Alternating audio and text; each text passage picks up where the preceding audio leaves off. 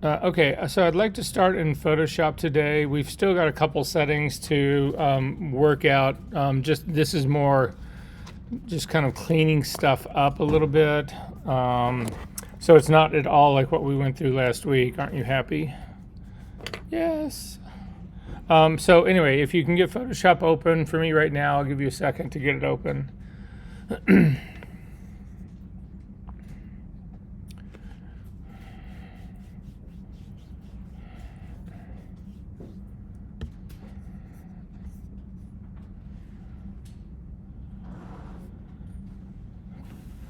Okay, so the last set of settings that we need to go after, you can reach, we need to set up Camera Raw. We also need to set up a Lightroom. So if you've got Lightroom on your computer, go ahead and launch it. I'm talking about Lightroom Classic now.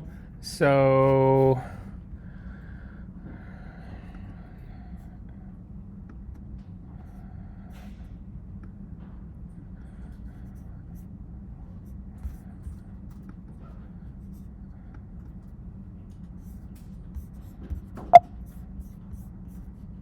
anyway, I'm talking about Lightroom Classic, not, yeah, that's not a good sign.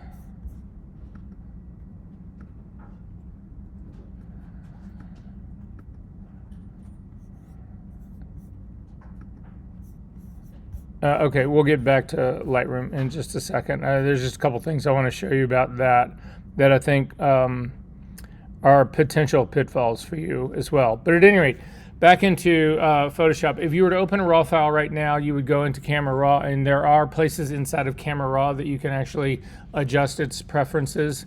But it's just easier to do it here, actually, out in Photoshop. This is they moved access to Camera Raw preferences out into Photoshop a few years ago.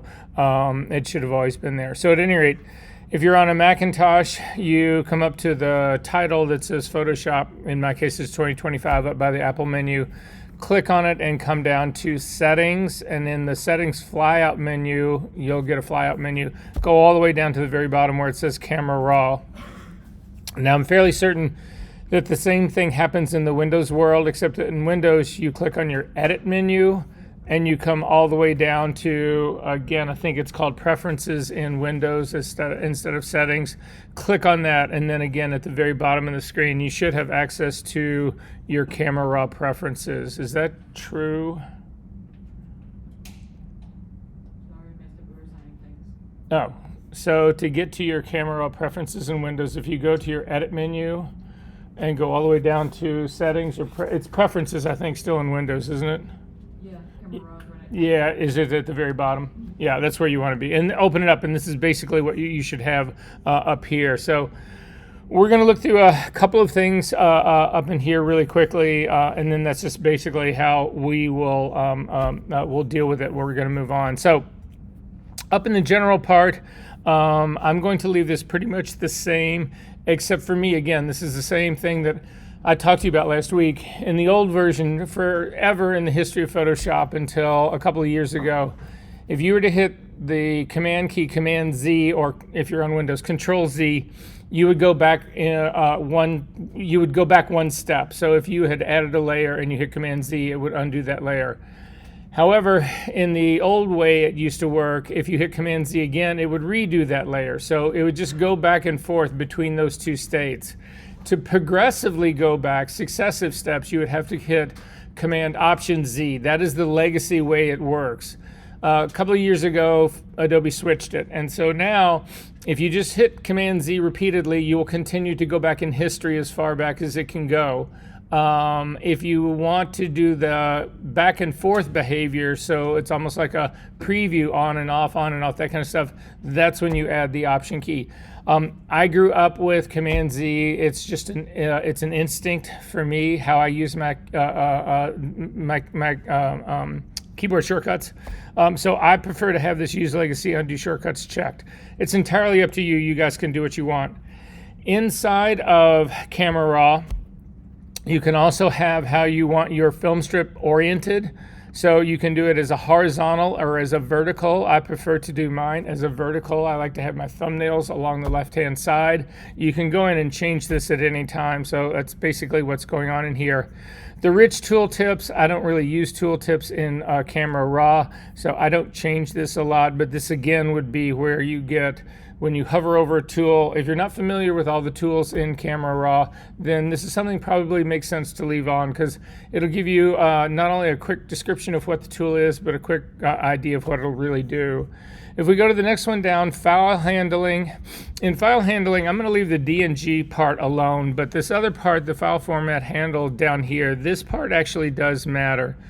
So it used to be, back in the old days, that you could actually have Camera Raw, which is a raw processor. It's supposed to process raw files, but you could actually have it work on JPEGs or TIFFs. TIFFs and JPEGs are baked files. It means they're no longer raw files. They took the raw data, you turned it into a JPEG or a TIFF. But if you set these things to actually work inside of Camera Raw, then you were good to go. This has largely been replaced, but there's no real point to do that anymore, because they have actually now created the Camera Raw filter inside of Photoshop. So if you have a JPEG or a TIFF and you want to run any of the controls or bring it into what would effectively be a pseudo Camera Raw space, you can do that. So the support for this doesn't really matter this much anymore. So that's what this stuff is all about. It's all set to automatically open stuff up into Camera Raw. If you find that behavior annoying, then you can shut this down. You don't have to, you can turn this off. If you just click it, you can say, I'm going to disable the support for JPEG and HEIC support, or I don't want any of that part to happen. I'm just going to leave mine at automatically open right now. So, because most of the time, this is not where I'm not opening JPEGs and that kind of stuff to actually work in Photoshop. But again, if it bugs you, that's where you can actually change this part. In terms of performance, I'm going to leave this as it is right now. We don't run into the problems using the graphics processor in Camera Raw that you possibly do inside of Photoshop. So this can all stay exactly where it is. I don't need to worry about anything else in here. In the default settings right here, if you have an HDR monitor and you really want to work in HDR, then that's a completely different issue right here. You would actually want to enable HDR editing. Most of you do not have that. Certainly if you have a laptop, you don't have that. You would need a big, really high-end monitor to actually do that kind of stuff. However, in this raw defaults, in the global part, this is something we do want to change. So by default, when you bring a file into Camera Raw, there's two things that you should always be doing to those files that are not turned on by default. So I'm going to ask you to turn these on by default. I'll show you what they are as soon as we start working into Camera Raw. But one of them is to apply lens correction. So what happens is that all lenses have, well, not all, 99% of lenses have a problem. They either call it pin cushioning or barrel distortion. And so if you think about the shape of a barrel, if you were to look at a barrel straight on, what happens when you look at the barrel is that if you look at right at the center part of the barrel, that part of the barrel is protruding towards you. And then as you move from the center of the barrel sort of towards the sides seem to be receding away from you. So that is a lens distortion that does exactly that. The center of your image is closer, it appears closer and larger in the screen than it should. And in addition to that, the edges seem to be receding further away. So that is barrel distortion. Pin cushioning is the exact opposite. In pin cushioning, the center of your image appears to be moving away from your screen, away from you when you look at it, and the edges appear to be coming towards you. Both of those need to be fixed. And you do them, they have an incredibly good automatic correction in Camera Raw to fix those, because what they've done is they have an entire library of lenses that they've tested to determine whether it's pin cushioning or barrel distortion, how bad it is, and all that kind of stuff, whatever. And they go in and they actually build a profile for this lens correction.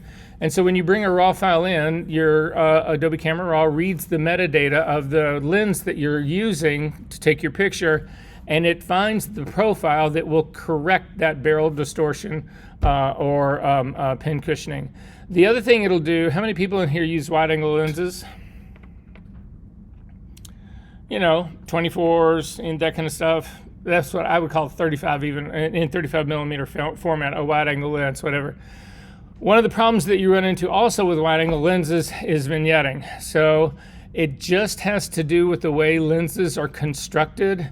What you'll also find happens, in addition to this pin cushioning barrel distortion, you'll find that the edges of your image tend to be darker. It has to do with the way lenses are constructed to actually be able to see that wide, and the short amount of distance between the back of the lens and the sensor. If you want to do a deep dive into optics, send me an email. I will send you the deep dive on why this all happens. But nonetheless, that's another thing that they build into this lens correction part. So they take care of the vignetting if it actually exists. That's a part of that same lens profile. So those two things matter. The other thing that matters to us is chromatic aberration. I'm going to show you what chromatic aberration is in just a second. We'll take a look at it. You got an image where both of these will actually show up. But what chromatic aberration does is, if you actually take a look at the wavelength of lights, different lights. So if we think about the spectrum, so we all learned, Roy G. Biv when we were in grade school. Those are wavelengths of light. So you have red, Roy would be red, orange, yellow, G, green, blue, indigo, violet. So the sort of rainbow of colors. The things that makes red different from orange and orange different from blue, whatever, is the wavelength of the light. So you don't need to get into real deep physics here. It's merely to say that the colors that are warmer, the reds, the oranges, whatever, have a longer wavelength than the ones that happen up in the other end, the blues and the indigos and violet. They have a shorter wavelength. And what happens is that as those lights come in, as those wavelengths come into your camera has to focus all of them. And the problem that you have, unless you have an extremely expensive lens, which I doubt anyone in this room has, they make them, but I can actually show you one. But what happens is that those wavelengths focus at a different spot near your sensor. So in order to sort of compromise from this, what they do is they actually have your lens focus on the center of that range. Your lens focuses on the green wavelength. But what that means is that the red wavelength, it resolves its focus slightly in front of the sensor, and it then also resolves its blue, indigo, violet parts, the shorter wavelengths, past your sensor. And as a consequence, if you take a look at your image, especially along really contrasty edges, you will see this color fringing. That is chromatic aberration. It is another thing that you want to get rid of, because believe me, as talking to somebody, I actually used to have to remove chromatic aberration by hand, and it's a nightmare. So both of these things you want to actually enable, and you do it right here in this global drop down. So if you click on this global drop down, you can come down and say choose preset, and then in the choose preset part, you want to come down and you are looking for optics right here, and then over lens plus CA correction. This is what you want to actually enable. There used to be, is anybody in here working on a version of Photoshop that's more than a year or two old? How old? 2021. You may not have this. We'll look during the break, find me, we'll look at yours. You set it up in a completely different place. But at any rate, everybody in this room wants to set this up right now. So you just click on it. This will actually now stay into place until, again, if you were to do a preference reset in your Photoshop, this would be something that you would want to come in and fix right here. Workflow, the next thing that we're actually going to put down here is the color space in here is not going to be display P3. Our color space that we work with in this class is Adobe RGB. Is there anyone in this classroom that is working in ProPhoto RGB? You'll see it's another option that exists right here. It's this one right here. The thing about it, ProPhoto, is we can talk about this later. I don't want to get too deep into any more color theory right now. But you remember those color spaces that we were looking at last week when we actually went into the color sync utility and we could spin them around and they were all really cool. And we looked at Adobe RGB, it was relatively big, and then we looked at sRGB compared to it and it was really small. Remember those? Well, ProPhoto is an extremely big space, and the problem with it is that you need more information to describe that space than you'd need for an Adobe RGB or an sRGB. So in Adobe RGB or sRGB, we are actually able to use 8 bits worth of information to describe the space without running into problems of, the problem you get into is if you've got a color space that is so big but you have very little data to describe it, colors start to pull themselves apart, and you start to see, instead of seeing smooth gradations or smooth transitions or smooth gradients or all that kind, you see stair stepping. You'll see, because there's not enough information to describe a smooth transition, to describe all the little parts that are actually between that too. So if you for some reason feel like you have to work in ProPhoto RGB, you have to be in 16-bit color. In our case, because we're doing Adobe RGB, we're also going to change this bit depth to 8 bits per channel. And the reason that helps us in so many ways is that, number one, it means our image is half the size of a 16-bit image. If you go to 16-bit, you double the size of your image. But more importantly, in my feeling, is that anything that you start to do processing-wise that's processor intensive on an image, it takes twice as long because the file is twice the size, it's twice as big.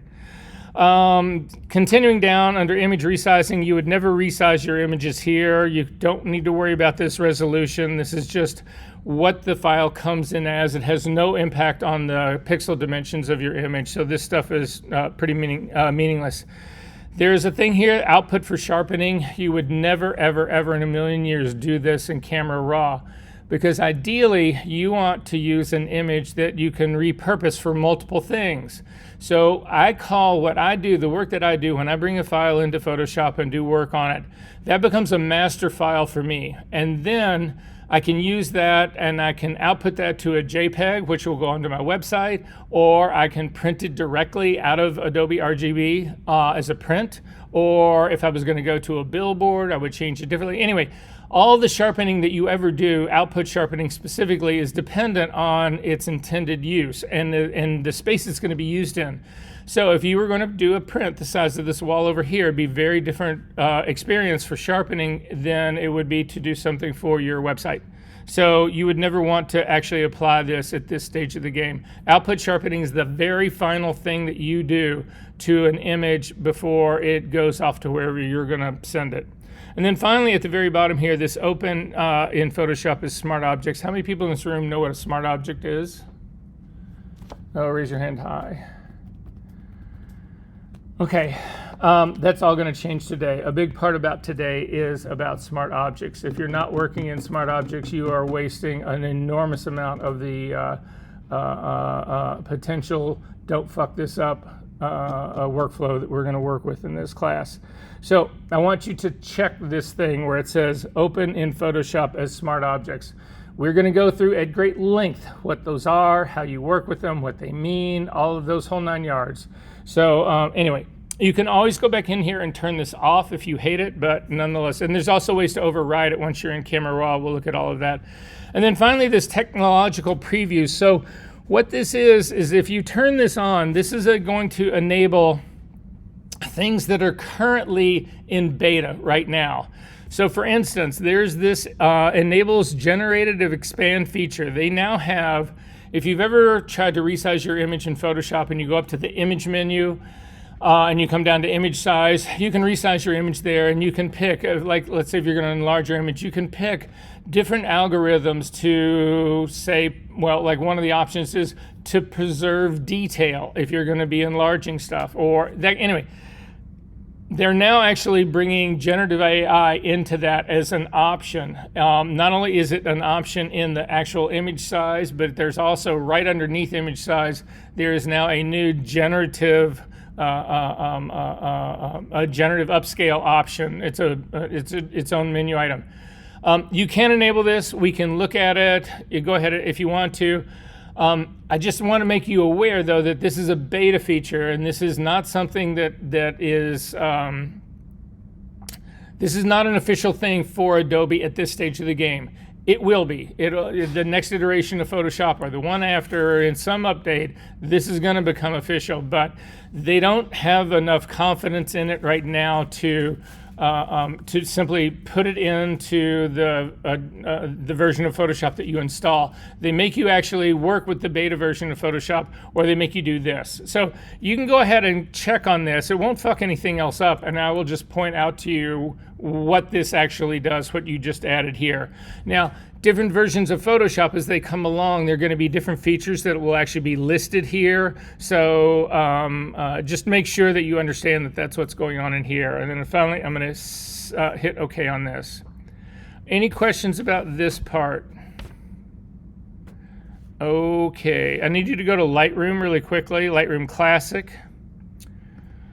And hopefully, since mine is screaming about I don't have permissions to do all of this, if you ever run into a permission error with Lightroom, send me an email. I will give you the thing that you need. I will give you the recipe that you need to fix that problem. Again, I don't know why Adobe and Apple don't play together better, but they don't. But at any rate, to get to the preferences that I want you to set here, it's really pretty short. In Windows, I think it's all under the Lightroom Classic part, but Windows might be also the edit menu. I forget where you get to preferences in Lightroom Classic. And all the Apple people, click on Lightroom Classic and come down to, or the word that says at the top, and come down to preferences.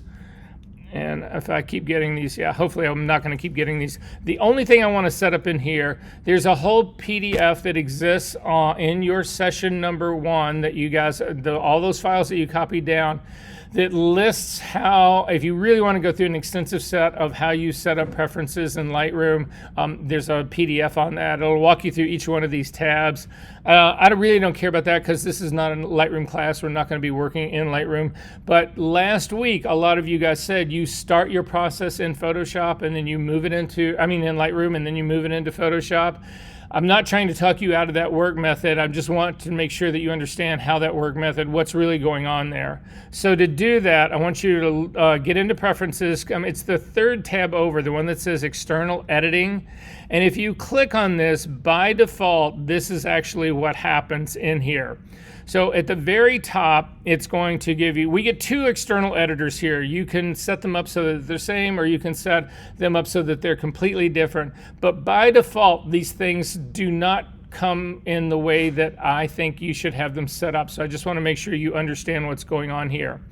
So the first one is this, the top editor that we're going to do. It's saying, okay, well, you have a version of Photoshop Beta, so that's, if you say that, if I go up to the file edit menu in Lightroom Classic and I say open and edit in Photoshop, it's going to actually take it into Photoshop Beta. I don't want to do that, so I'm going to click my drop-down menu and say I prefer to do this in Adobe Photoshop 2025.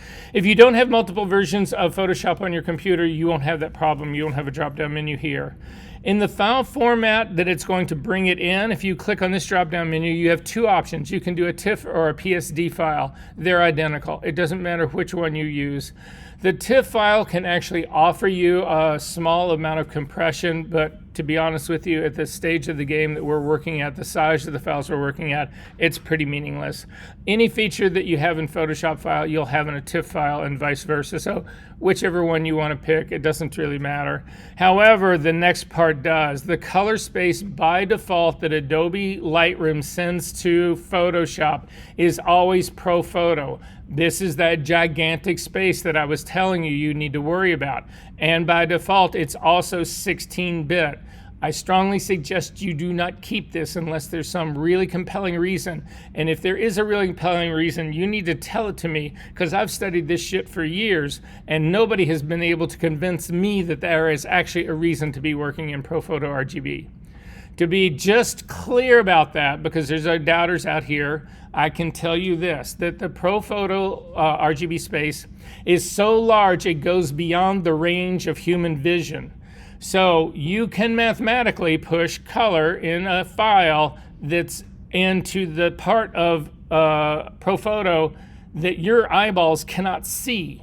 I don't think that's necessarily a really good way to edit myself. Just a word about it. If you're really into that, I think there's also a PDF in there where it's called ProPhoto or Conphoto. I'll tell you all about it. Yes? What does the bit depth do in terms of 16 to 8? So how many people in this room know what bit depth is? Okie dokie. Well, that's going to be the lecture that we go into right after I get through this. So at any rate, I'm going to ask you to change this ProPhoto to Adobe RGB, change your bit depth down to 8 bits, and then again, resolution here does not matter. Neither does the compression part here. None of this part matters because this is a lossless compression. You could change this to none. It doesn't really matter. Again, it's only for a TIFF file. I think if you change this to a PDS, yeah, you lose the compression.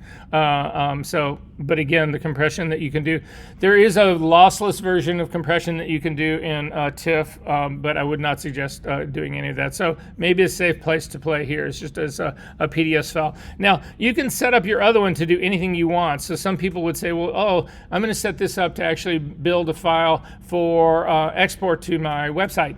I think all of that work should be done, again, after the fact. You do not want to be doing that stuff to your master files. You want to keep your master file pretty much in this order, in this setup. And this is really the only thing I'm going to ask you to change in here. Again, if you have a compelling reason to try to want to be in ProPhoto RGB, let me know and we can change all of this part back. But most people don't know that this exists and they're simply bringing their files straight into Photoshop. Number one, you're bringing them in the wrong way, but that's beside the point. So anyway, I'm going to go ahead and say okay to close that. I do want to actually click on this photo and drop down and just say, most of you do this when you've got a photo. So you've got a photo in Lightroom. Most of you, if you want to bring it into Photoshop to do work, come down to this edit in and then come down to Photoshop right here. Isn't that what most of you guys do? All of you who do this? If I ever catch you doing this again. Does anybody in here have a dog?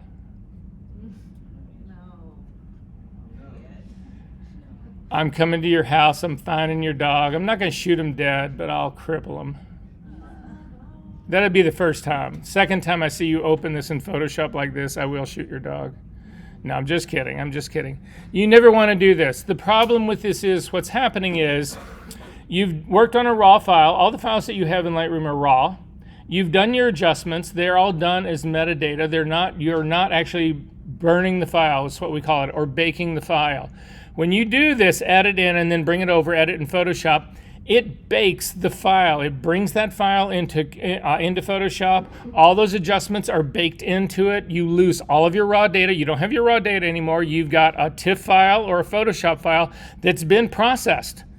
That raw data still exists as a file on your computer, but that is not what you have in Photoshop at all. That is a horrible way to work. That is like, okay, I've got all the golden stuff that I need to make this incredible, beautiful thing, and I'm gonna throw all that shit away, and I'm gonna take some really shitty facsimile of that, and that's what I'm gonna try to work with for the rest of my life. Not good. Instead, you would come to this edit in, and you would come down to open as smart object in Photoshop, and when you do that, it will bring a copy of your raw data into Photoshop with all the corrections that you have made here in Lightroom, and you can still edit all of those in Photoshop indefinitely.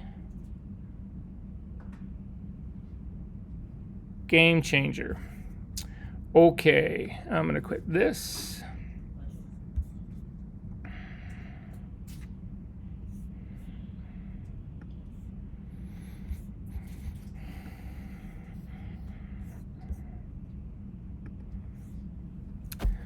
And give me 1 second.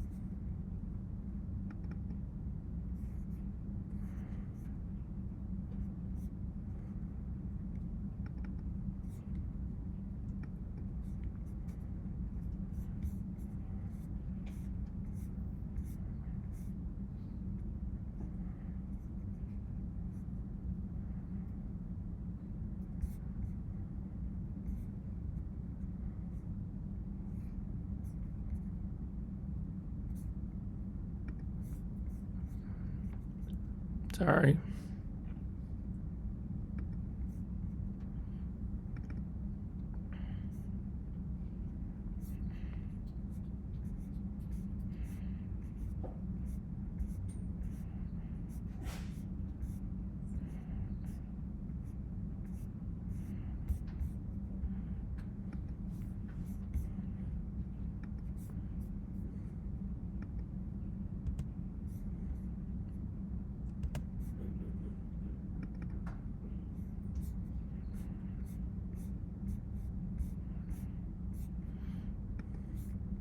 I wasn't expecting the bit depth question. Sorry.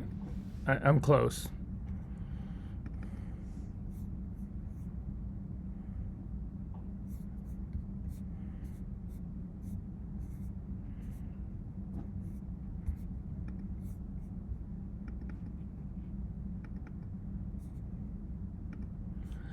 Okay.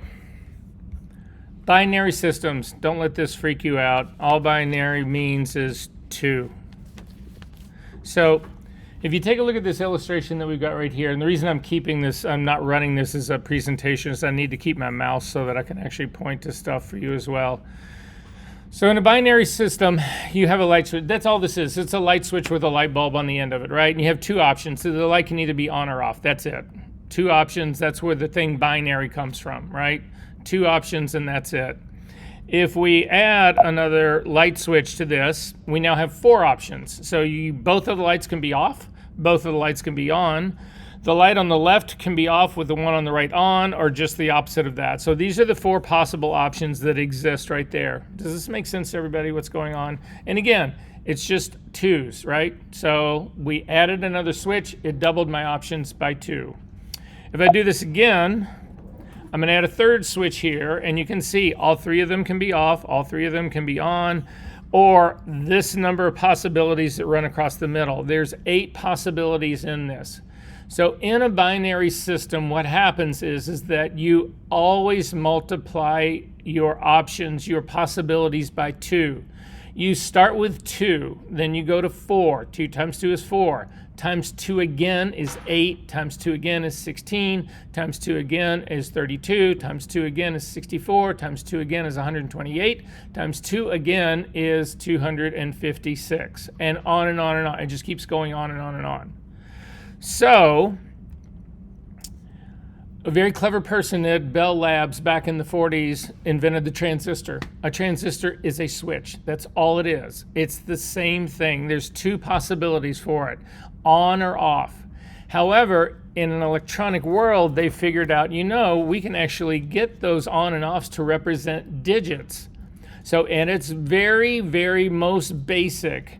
In a binary system, using a transistor, a single switch, instead of having a light bulb on and off, what you have is, if the switch is off, it represents a 0. If the switch is on, it represents a 1. So then, same thing. If we add another switch, you now have 4 possibilities. They can both be 0s, they can both be 1s, or the left one is 1 and the right one is a 0, or just the opposite. Again, it's the same thing as the light switches. Does this make sense, everybody here? Questions about this part? Because this is as difficult as it actually gets. Are we good on this part? Okay. So, and again, a 3rd switch gives you 8 possibilities. So, very clever people at Apple, when they were building the Macintosh, realized that, hey, we can get this to represent tone. So in the early graphics programs on Macintoshes, you had graphics programs that you could draw, you could do shit with. The first one was called Mac Paint. And you could do illustrations of it, whatever, but you only had 2 colors. You either had white, which was your screen, or black. Those were the only 2 things you had. And they were represented by 1s and 0s. So wherever there was a 1, that would mean no light, so it was black. Wherever there was, where there was a 0, it represented no light. That's where the black ink was. Wherever it was white was represented by a 1, and that's where that was. However, pretty quickly they realized that, hey, why don't we actually introduce more tones in this? So they said, well, if you add another switch into this, we could actually have 4 tones now. So you have still black and white, or the 2 original tones, but now you've got a dark gray and a light gray as an option in it. And if you continue to do this, you're like saying, oh, well, okay, if we add another one, we have 8 tones. So if we had a 3-bit image, which is what this would be, we would have 8 possible tones of gray to work with.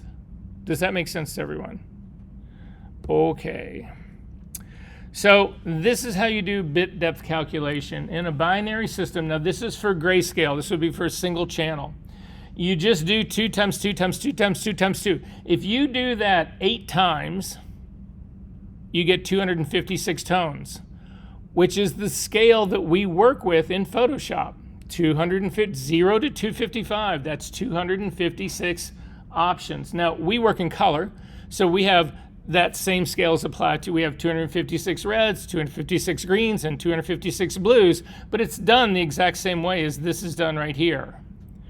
So, and this is why it happens that way. So, in an RGB image, we end up with 256 reds, 256 greens, and 256 blues. And if you multiply them times each other, you end up with 16.7 million possible colors. Actually, more colors than a human eye can see. Does this all make sense? Okay. This is the nuts part.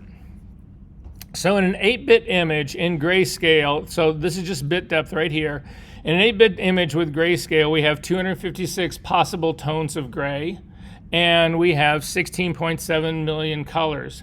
In a 16-bit image, we have 65,536 shades of gray, and we have 35,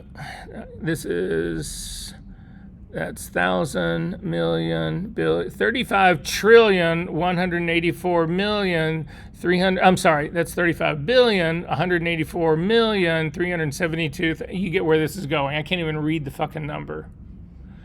Photoshop can actually work in 32-bit. Take a look at that. So in 32-bit, you have over 4 million tones of gray. And if you can tell me, if somebody can read me what that number really is, I want to know. Insane. So what happens is, hopefully this is this. So looking at this, this is a 1-bit image. All we have is 2 tones of gray, black and white. This is a 2-bit image. So now we've actually got black and white still, but we have 2 shades of gray. If we go to a 4-bit image, we now have 16 shades of gray. And you can see it's starting to begin to look more like a normal photograph, more like continuous tone. And then finally at 8-bit, we have 256 tones. Now, why was 8-bit the magic number? Well, they got a whole bunch of people together and they said, how many tones do we need to make this thing look continuous? So what this is that even though there are 256 discrete tones in here, it looks like it's even. If you look at the gradient along the bottom, do you see any steps in this gradient? You don't, but look at the one right before it. See these stair steps in this gradient? That's because we do not have enough data to make it appear to be continuous tone. Does that make sense, everybody? So that's where the 256 came from, and therefore that's where an 8-bit became a standard, because it gives you the illusion of continuous tone. This is the problem that you run into with ProPhoto. If you're in ProPhoto working in 16-bit, this breaking apart of tone happens in a huge way. Because again, the space is so big, you do not have enough data points to describe the whole space. So anyway, in color, if we start out with 1-bit, we actually have 8 colors. Do you see 8 colors up here? Looking at the bottom.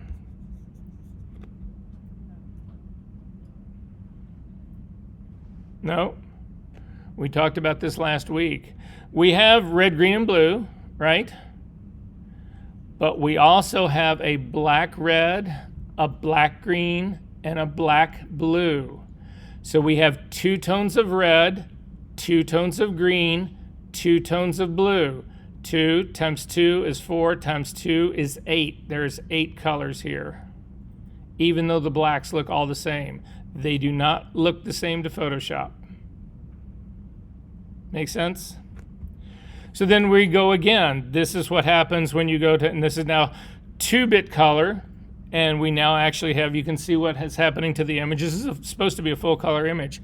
16-bit, you can see all the stair stepping that's happening along here. And then finally, once you get to 8-bit in a color image, we have 16 million colors, and the color image appears to have continuous tone. Does that make sense, everyone? So that's what this whole thing about bit depth is about. You want to have, again, if your space is not too big, you want to actually use 8 bits to, well, it should be enough to describe it.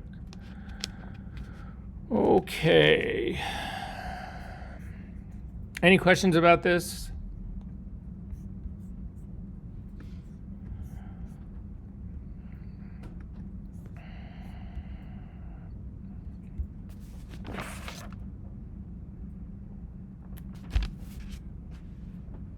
Okay, let me do something here really quick.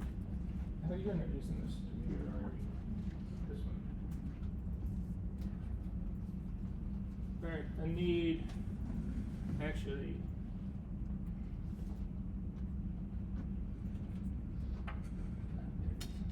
you don't need to move. This is only going to take a second. You don't need to move.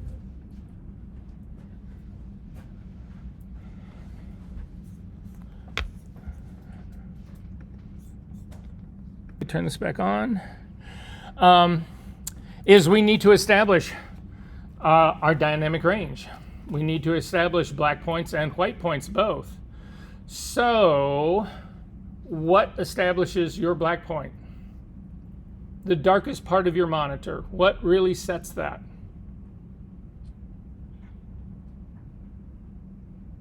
It's your environment. You guys think it's your screen. All your screen does is not put any energy out. That's as dark as it can get. But your environment is what really controls how black that black seems. So the problem that we run into this is that a lot of you guys will go into a retouching session, and nobody likes to sit in a closet, a really dark room. Everybody hates that shit, right? So you decide you're going to sit down at your little breakfast table and you're going to start working on your image, and there's some beautiful light streaming in. It's a pretty day, the windows are open, the birds are singing, it's live, and you're having a great time. And you start doing all of your retouching, and you're really deep into your color correction and your tonal correction and all that kind of stuff, and time just passes. And all of a sudden you look up at the clock and it's 10 o'clock at night. You haven't bothered to turn any lights on, so now you're in a pitch black room. The thing that you started out with, this really light, bright room, you started out with a really light, bright gray in your image. It has now become a really, really jet black gray because the lighting in your environment changed. Nothing in your file changed. So, does that sort of make sense? How many people in this room notoriously, the first time you actually kick a print out of a file that you're working on, whatever, your prints come out dark? Oh, that doesn't happen to any of you? You're all fucking lying to me. I know that happens to every single one of you. Be honest. How many of you, your first printout, it's too fucking dark? It happens to everybody. Why? Because you have been editing in a room that is too light. And because it is too light, it makes your images look too light on screen. So that you go in and color correct them or tonal correct them to make them darker so that it looks good in a room that is too light. It was never the file's fault. The file was fine. The curve that you put on there to make it darker was because the room was actually lying to you. And so now you've got a file that is printing out too dark because you deliberately made it that way. So what is the solution to that? The solution is you have got to shut your environment down. You know that room that's right over there? That's got all the screens that are hiding any light coming into it, that's got light switch covers so that you can't turn any lights on in there. You want to know why? because that room is actually the level of light that you really want to have when you are doing your editing. It will set your black point correctly so that then when you do your tonal correction and your curve correction, you will actually have a much better chance. You will be much closer. Your days of my first prints coming out being way too dark will be greatly diminished.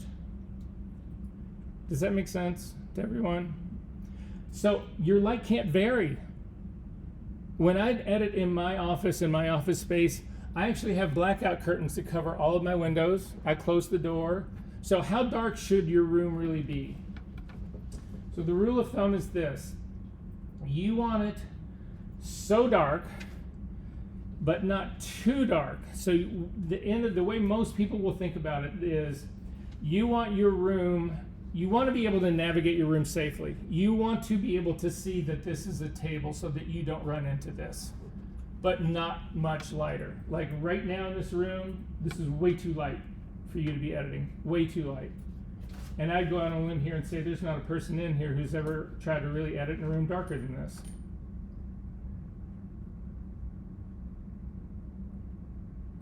Guys, if you don't care about your retouching, if you don't care about your printing, you don't care about your color, you don't care about all of those things, you don't really belong in this class. If you do care about those things, this shit matters in a huge way.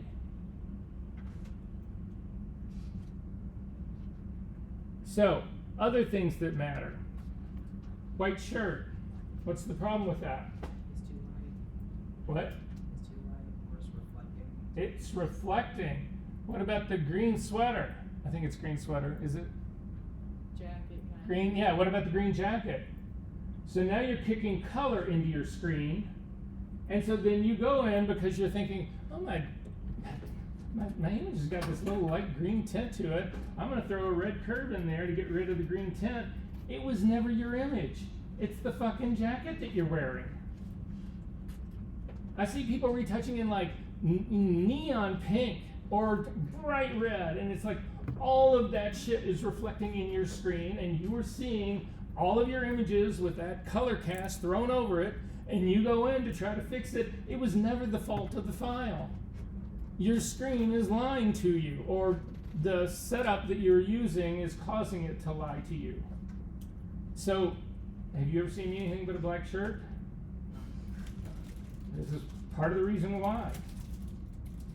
The walls that are in your room, what room is your bedroom like purple? Anyway, oh no, you are all way too old for that shit. But do you remember when you were 12 and you painted it yellow or purple or both? Yeah. My wife has one that was like shocking pink. I had one that was like a mustard yellow. It was the coolest color. And I had a big Stroh's beer poster taped to my ceiling. And I called it Aphrodite's Love Pad. I swear to God. When I was 9. What? Yeah. True story. Anyway, yes. What if you're in like a white room, but it's like pitch black outside and So there's no lights? white doesn't bother me. Any shade of gray doesn't bother me. Ideally, the color that you want to use, professional retouchers would paint their walls what they call a Munsell 8. It's a medium gray. It's literally a medium gray, a neutral gray. I don't feel you need to go that far, again, especially if you have the lights down in it. What I worry about no more is that if there's any light in there at all and it actually has a color, then it'll throw a color cast on your screen. So if there, if it's anything, it's a lot of people have, apartments and that kind of stuff, but their walls are usually white, that kind of stuff. That doesn't bother me as much as, like these walls right here, this is a nightmare. This is horrible. Horrible. I don't care what light level that you actually have in your room, it's kicking this back. The rug, even worse. All of those things impact this. So this is the level that I think you guys, if you're really serious about doing this stuff, you need to respect that and understand that and try to play to that and eliminate as much of these problems as you might run into. Okay, so we have black point all established by your environment. What about the white point? What sets that? the brightness of your monitor. And I can tell everybody in here right now, without exception, your monitors are way, way, way, way too bright. Way too bright. And this isn't only bad here in doing retouching. What's almost worse is when you use it in the studio. You use uncalibrated monitors in the studio, and you make all sorts of judgments about, oh, that looks too hot, or that looks too, warm, or that looks too cold, or whatever. And then if those monitors haven't been calibrated and set to the proper brightness, you're just looking at a lie. How many people in this room have calibrated their laptops? The rest of you have absolutely no way to believe what you are looking at. No way. Can't trust it. Yes? Is that like a piece of technology that you buy and you can like put it on the monitor? It's exactly what it is, and it's exactly what you guys are going to do as your assignment for this coming up week. So, I have to confess, I actually used to do monitor calibration. I'm going to show you why you do monitor calibration in just a second. I used to do a monitor calibration demo here in this class, but with Apple moving to their own silicone, so how many people in here do have a Mac? And of all those people who have Mac, are they all the new silicone Macs? Yeah, they're the M series. It's an M1 or an M2 or an M3 or what. So they've made things better in a certain way, but they have made color calibration so complicated. I do not do that here, but I have given you all the stuff that you need to do it, and you should do it. I'm going to show it to you in just a second, as soon as we talk about why you're going to do it. For the Windows people actually had a challenge all along. Windows has been very, very, very, very lax in their support of color correction. And I think it was in part, I don't know why, I don't really know the reasoning behind it. But the biggest challenge that happened in Windows is that you can calibrate a Windows monitor. Actually, it's a little bit simpler. It's the way Macintosh used to be. You can do the calibration part, but the problem is that the second your computer is turned off, you lose it. The second it goes to sleep, you lose it.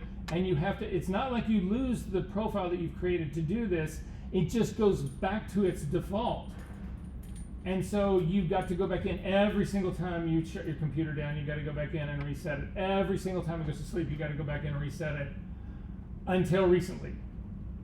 So there is now a way that you can actually get a color profile to stick in a Windows machine. Again, it's almost as complicated to do as calibrating a Macintosh computer. So I'm going to show this to you right now, just so that you're aware of it. We're not going to go through the steps. I'm going to go through why, but I'll explain all of this to you right now, because I need you guys to actually go through this, whatever system it is that you have. We work in a calibrated world here. There is no ifs, ands, or buts about that one. Everything that we do is calibrated. How many people in here have ever profiled their camera sensor?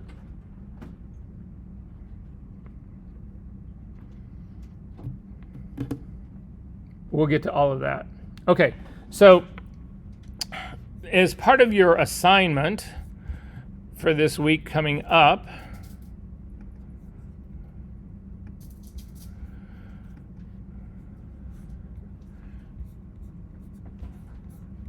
and let me just make sure. I'm going to check to see just how official. Yeah, it is an official assignment. So if we go really quickly and take a look at our Canvas site, you can do this with me. And as soon as we get through this part, guys, we'll take a quick break.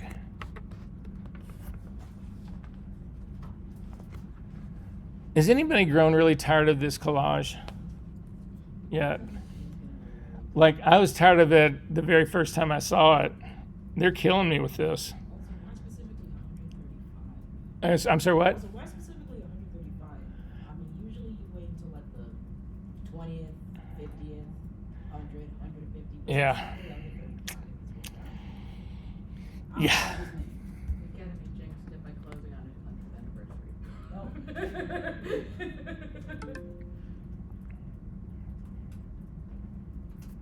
it's like a weird number to just throw in there. I mean, unless it was like on the day of something specific of when, like Columbia's early days, it's Okay, if we look at session number 2, there's a couple of things that we're going to do in here. I'm going to actually ask you to create a custom D&G profile for some images. We're going to go through that. We're going to actually do that today. We're going to go through that whole process so you see how to do that. I'm going to ask you to parametrically dodge and burn this file. I think if I'm lucky, I typically will do this with you in class, so we will actually do one of your assignments in class, I'm hoping. There's some readings in here, there's some videos in here, and then there's this thing that says calibrate your monitor, and that's the last one in here. If you click on this, it'll open up and it'll say calibrate your monitor, and it will give you ways to actually do this. So the way to do this is the color calibrator that you'll use. I'll see if I can get one during the break. I'll run down to the media center really quickly and see if they can give me one to show it. Basically, you go down to the media center on the 4th floor where you got your Wacom tablet, and you check out color calibrator. It's a puck. They call it a puck. It's a small little device that sits on your screen. And again, I'll show you exactly the process, how that whole thing works. However, if you're using a Macintosh computer, there are 2 videos you need to watch that will walk you through this process. My suggestion is you watch the video on your phone while you're actually doing the steps on your computer. You need, because the thing is that once you get into the calibration space, you cannot go back and look at the video to see what you do next because it's actually measuring what's happening on your screen. So the first video in here is settings, though. There's a whole number of settings that you have to set up. There's things in both Windows and Macintosh that will fuck up a calibration setting, and you need to go in and change those things. So this first video, again, step number 1, watch that video, do all of the settings, and you'll be good to go. And then step number 2 is the actual calibration. So this is done by, if we go to it really quickly, I'll show you the video.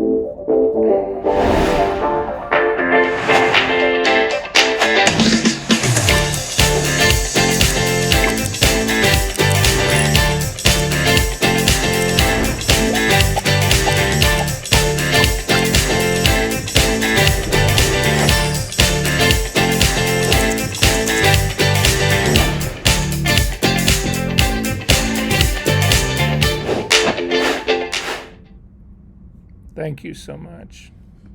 Now that Calibrite have devices that are capable of profiling many... This is the guy. So he goes by Art's Right, but this is the guy that everybody goes to now about calibration. He is as nerdy and geeky as he can possibly get, but he will walk you painstakingly through every single step. This is also the guy who does the Windows version of this as well. So this is basically the steps that you need to follow to actually get your stuff calibrated correctly. Make sense? So for the Windows people, it's these right here. So it's it's 2 videos. One is about how to set the settings. The second is about doing the calibration part. And so anyway, this is just the stuff that you've got to go through. Once you do the calibration part, I'm asking you to do a screenshot that actually shows that you have got a custom color profile that is controlling your computer.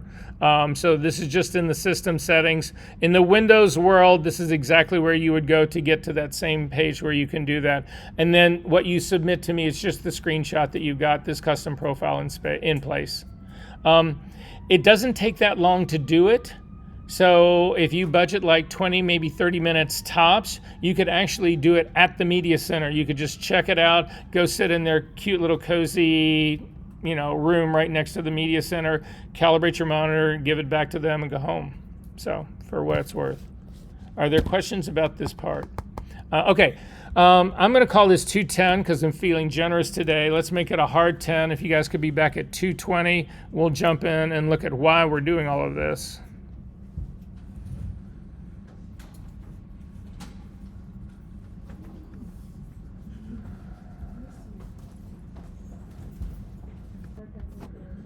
So if you're online really quickly, can you just go here with me really fast? You are going to go to just any browser and type in the word Calibrite, Calibrite.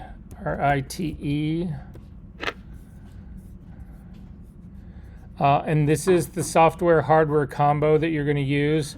The software for this you already have. That's what I gave you in the software installers. And again, in the software installers, there was a Windows version of installers. There was a Macintosh version. You should have installed the stuff for your OS. So you've already got the software that you need to do the calibration part. This is what the pucks look like. You can see this is one right here. I'm going to see if I can get more of a blown up version of one of these. Was that software we downloaded with all the other files with like our assignments? Yes. So you have the software for all this. You just don't have the hardware part. So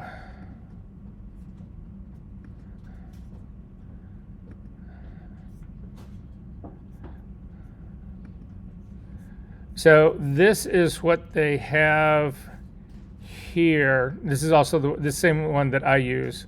And this is what it looks like. So this is a picture of it right here. So, and it's just literally about this size. So all the instructions, the video has all the instructions about how to use this. I mean, they go through all the details. So this is the only thing that you need to check out from the Media Center. So check it out. You've already got the software. You'll launch the software, follow the videos, and you'll be good to go. Yes? I remember we did this, like last semester. I'm sorry, you've been using what? We did, like, things already on my laptop before, so it's still good again, right? Yeah, so there's always this question about how often should you actually do your color calibration for your monitor. So you guys know who Pixar is, right? Walt Disney, right? So Walt Disney tracks the monitors in every single one of their animation studios, and if you do not calibrate first thing in the morning, you're automatically fired. You're not put on probation. You're not asked to, well, one file or two, nothing. It's just, you're gone, flat out gone. It's not that bad for us. So again, with Disney, the problem with that is that if the smallest color aberration happens in their whole pipeline, and that makes it all the way to the final film that they've actually done, they've put it into a server farm to actually process it. That can cost them millions to fix that problem. So again, they just don't tolerate it. They simply don't. So this would be my advice to you. This is how I do mine for my scheduling. I calibrate my monitor probably once every 2 or 3 months, unless I'm going to be doing color critical work. If I'm doing color critical work, it gets calibrated that minute. I'm not doing color critical work every single day that I'm on a computer. But I also want to keep my computer, and the way that they now have things set up, you can have multiple calibrations that allow you, say you're the person that's like, geez, I can't see my porn at all, my screen's way too dark. You can change your screen, you can crank it up as long as you take it back to where it was supposed to be when you did the calibration, so that you're in that correct working environment for the color correcting work that you're going to do. Okay. So anyway, this is what it looks like. This is what you all actually check out. Again, you have the software for it. I'm asking you to do this for next week. Hopefully you'll get a chance to do this, and then we'll kind of go from there. Okay. So really quickly, we're going to talk about how this whole color managed thing works. I'm going to try to explain it in its simplest terms so that you understand basically what's going on and how the whole process actually happens. I am going to actually play this one. So we have a file that's just on your computer, and it's just this color. See that color orange? You could actually, if you're in Photoshop, you could actually go into your color picker and type in those colors, and it would give you that color. So I have a file that's got this color, and the file color by definition is a red 255, a green 148, and a blue 21. And you can sort of tell that it's in this range area right in here. because it's got a lot of red in it, and then it's also got a lot of yellow in it. So the complementary color of the blue, or the blue and green together, the complementary color works in the yellowish kind of range here. But anyway, it doesn't matter. That's what the color is. So this is the color that your file has. So you open up your computer, and this is the color that the file is asking for. Does this make sense to everyone? Okay? So, but your monitor is uncalibrated, and your monitor says, okay, this is the color I think it is. And so the monitor shows you a completely different color. You can see that the RGB values are not anywhere near the same. The red is the same, but they're both 255. That part's great. But the green, there's a ton more green in what the monitor is showing. The monitor is showing 248, and it should be 148. And there's also a lot, there's almost more than double the blue. The file's saying, give me a 21, and the monitor's saying, sure, here, it's a 53. That's the problem with an uncalibrated monitor. This is the problem that you guys have accepted. You say, well, sure, that's good enough for me, that's close enough for me, and then you get frustrated when you print. How many people here do test prints? I haven't done a test print in 30 years. Not one. I don't fuck with my color. The only thing that'll happen to me is I will pick up a small anomaly of something. I'll have, I don't know, just something, whatever. Because when you're translating from a monitor to a print, it's not going to ever be 100% translation. So I might have a small minor tweak that I do after I pull my first print, but I've never pulled more than 2, not ever. And usually I don't pull more than 1. It just is. Wouldn't that be happier? Wouldn't you rather be like that? You don't waste paper. You don't waste time. You're not frustrated. Worse, you guys then start guessing. Oh, I think it's, oh, let's see, it looks a little too red. So I'm gonna put a curve on there and take a little of the red out. Oh, that was too much red I took out. I'm gonna put a little bit of that back in. And then you're just in some rabbit hole. And 2 hours later, you still don't have a satisfactory print, and you're just angry and ready to give the whole thing up and go work at Whole Foods. I don't want to see any of you at Whole Foods. I've told you this before, haven't I? I tell all of my classes this usually. I don't want, if I run into you at Whole Foods, I want to be able, I want you there shopping. I want to know what it is I want to know what you're going to get. Anyway. So, how do we deal with this problem? Well, this is how we deal with the problem. So you profile your monitor. You calibrate it and profile it. That's 2 different steps. Calibrating your monitor is trying to get it to a standard. Profiling it is then measuring how far off your monitor still is from that standard. So that the software that you use, the software that you guys just installed, can actually build a table that corrects for the incorrect color. So if we take a look at this right here, you can see when this profile did the measurement, if you look at the reds were fine. The file called for a 255, the monitor showed it 255 red. But the green, the file called for 148, the monitor showed it as a 248. So the profile says, okay, every time they ask for that color, we need to knock 100 green off. And then for the blue, the file called for 21, the monitor's giving it 53. Again, the profile measures that, and it says, okay, well, every time the file asks for this color, we need to knock 32 blue off in order to achieve the exact same color. And so if you have a calibrated monitor with a proper profile in place and you use it, your monitor will look exactly like the file. If you don't, you have no idea what color you are looking at. Does this make sense, this process? Questions about this, because this is the same way you profile everything. We profile cameras, we profile printers, we profile film recorders, we profile, you name it. You can profile a projector. Yes? So when you make your profile, your image, you have to do that like often, or is it just something you do once? So we were having that conversation earlier. So again, for me, I'll calibrate my monitor every couple of months, right? Just for matter course. But if I'm going to actually do a session of serious color correction, I will profile that morning. And if I'm going to do it the next morning, sometimes I won't do it 2 days in a row, but if I'm on the third day, I will profile again on the third day. I won't go that far in between. Yes? So will we be checking out that thing from the media center Yes. sometimes? Oh, again, yes, but I'm just trying to get you guys to the base part. Computers are relatively stable now. Back in the old days of CR2, tube screens, the really big, deep, heavy, those kind of whatever, those things they age really horribly, and so they would be all over the place. You would have to profile those once a week at least.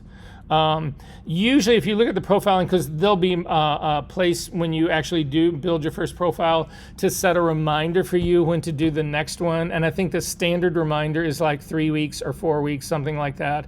If you're doing this every 3 or 4 weeks, you're going to be fine. If you were going for, you finally got the show at the MOCP, you would probably want to profile every morning when you get up to start doing your printing. It takes 15, 20 minutes to do it, and it's just worth it, and then you're good to go. Because monitors will age. There's just no question about that part, so drift. Questions about this? Okay, so this is what we're going to go for. This is the Holy Grail. This is the color managed workflow. So if you take a look at this, again, I'm going to jump out of this so that I have a cursor, because I realized when I was listening to the video last week, every time I walk up to that screen, you guys can barely hear me. So it's either that or I start to yell. So anyway, okay. So if we take a look at this, this is, you can create, if you have a scanner, any kind of scanner, film scanner, flatbed scanner, doesn't matter what it is, you can actually profile it. But in most cases, you guys are working with a camera. The problem with the camera is, or the problem with all of this whole thing is that, without going back into the color correction part, I don't want to get back into the color correction part. All of this stuff depends on what we call device dependence. And what device dependence really means at its core is that every single eyeball in this room has its own interpretation of color, and it's slightly different. The way I see color is slightly different than the way you see color. If you get down to a real granular level, the way your left eye sees color is actually a little bit different than the way your right eye sees color. There is no standard in all of this. So in cameras, a sensor, there are biases that are built into sensors. They see red a little. They're a little too sensitive to red, or they're a little too sensitive to green, or so. There's just an inherent bias in them, and they all have their own individual, unique bias. So if you have two 5D Mark IVs or two Sony whatever, two identical cameras, the sensors in them will be slightly different. They will see color in a slightly different way. Every single monitor in this room has its own bias. That's what they mean by device dependence. It is like, okay, this device is going to show me a color, and unless I do something to standardize that color, it's game over. So profiling, the reason you are doing your calibrating your monitor and then profiling it is to remove the device dependence. And if you do it right, and if we all did it right, and we all had the same file, and we're looking all at the same file, theoretically, our screens should show us all the exact same thing. We have removed that device dependence because we have individually profiled every monitor that's in the room. Yes? Make sense? Does that make sense to you guys? So, in every step of the way of our color managed workflow, we need to build a profile to remove the device dependence. So that's what this scanner thing is, and that's what this camera thing is. We are actually going to build a camera profile today to remove its bias, so that once we then shoot a file and we actually bring it into this first little square right here where you see this input software. This is where you have Adobe Camera Raw or Lightroom or Capture One or ViewScan, which is scanning software, whatever. Whenever you bring that in, it goes through this camera profile or through the scanner profile to remove the device dependency, to remove the device bias, so that when it gets to the Adobe Camera Raw, it is its true color. It is unpolluted by the bias of your device. Does that make sense, everyone? We good on this part? Okay. And then once you actually do that, you bring the file, in this case, you bring it into Photoshop. Now in Photoshop, they call that a working space. Photoshop's working space is, they have a bunch of them. Adobe RGB is a working space. ProPhoto is a working space. sRGB is a working space. They're all. The thing to remember about those spaces is they're not real. They're mathematical. And the advantage of that is that they call these things conversion spaces. So if I have a camera and I remove the device dependency of that camera, I remove the bias of that sensor and bring it into Camera Raw and then into Adobe Photoshop, in Adobe RGB or ProPhoto RGB or sRGB, whatever, there is no longer any device. That has all been removed, and it's in there as a neutral color. But now I can send it out to a printer, or I can send it out to a monitor, and as long as it goes through the monitor profile or the printer profile that removes those dependency, those device biases, then I've got a color managed workflow. So then this Adobe space in the middle, it's a conversion space. So what it allows me to do is it allows me to get unbiased color in here, but then when I go out to this monitor, it removes that bias of the monitor, so I'm seeing it's no longer biased color. And if I go out to a printer, it's the same thing. Now, every monitor is going to have its own profile. Every printer, not only is every printer going to have its own profile, but every paper type that you use in every printer. And if you guys have printed here in the Digital Lab, you know that. When you go to look for your ICC profiles, you look for, oh, it's this, yeah, I'm using Canon, or I'm using Red River on a Canon, 1000 printer, and it's the Red River Glossy, blah, blah, blah, whatever. All of that is device specific, so you would have a profile for just that. But if you do this, you end up with unbiased color all the way beginning to end. And your prints will actually look like your monitor. Questions about this? Okay. So let's do one. What do you say?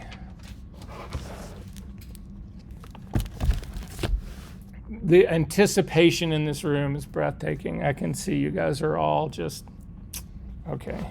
We're actually going to do some work now, guys. So I need everybody to fire up Photoshop for me.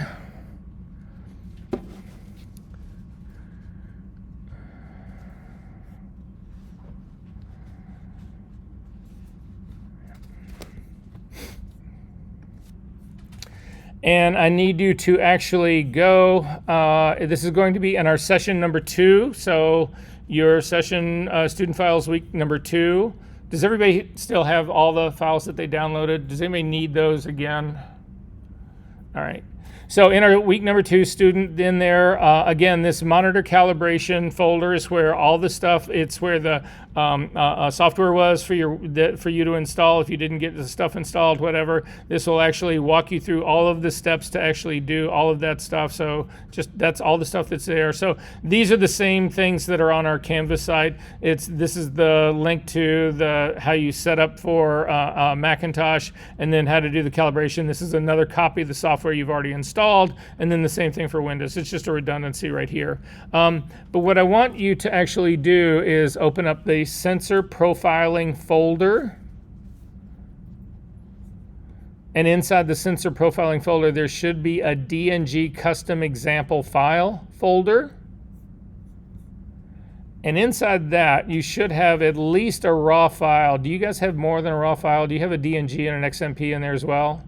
I want you to throw away everything except for the CR2 file. So I only want the CR2 file in here. Are we good? Okay. So the first thing that we need to do is create a DNG of this. So if you only have one version of Photoshop on your computer, you can simply double click on this and it'll go into that.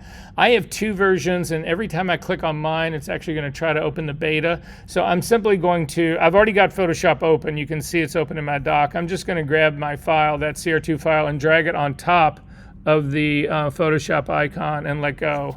And I've already got this open, so hang on one second. Let me do that again.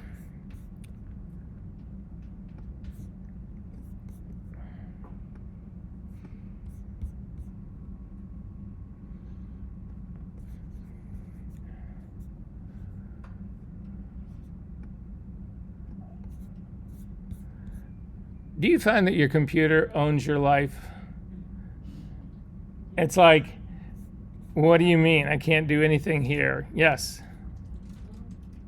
When we did like the preferences in Photoshop last week, when I upload images to here, it'll say like embedding profile mismatch, and I always have, I've been pressing convert document color to workspace, Right. right? So just keep doing that. Oh yeah, you pretty much have to, but as long as that, because this you've already worked on these. Yeah. You don't need, once you start working in the current workflow that you have, that will begin to end. But no, but that goes back to exactly the problem. You were working in the wrong, you were working in really bad workspace. All of these things, unless you've done a ton of work on those, you should start over with all of them. Well, I just uploaded these like yesterday. Like this is happening. This is showing up after we did. So where are these files coming from though? They're coming from my USB. But even with your picture is saying this.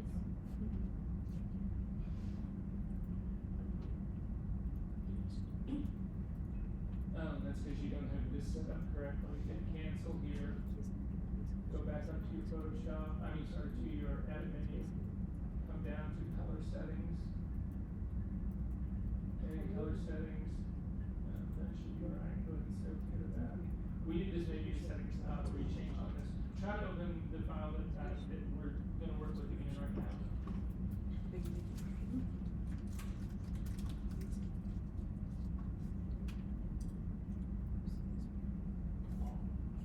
Yeah, maybe that one. No, but you don't know. That's the problem. You're actually opening it in Photoshop. You're taking it a step too far. We're not opening this in Photoshop. So hit cancel and do that again.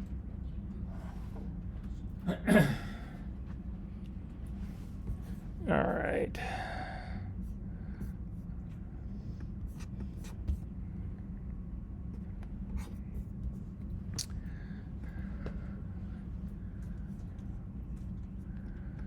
Unbelievable.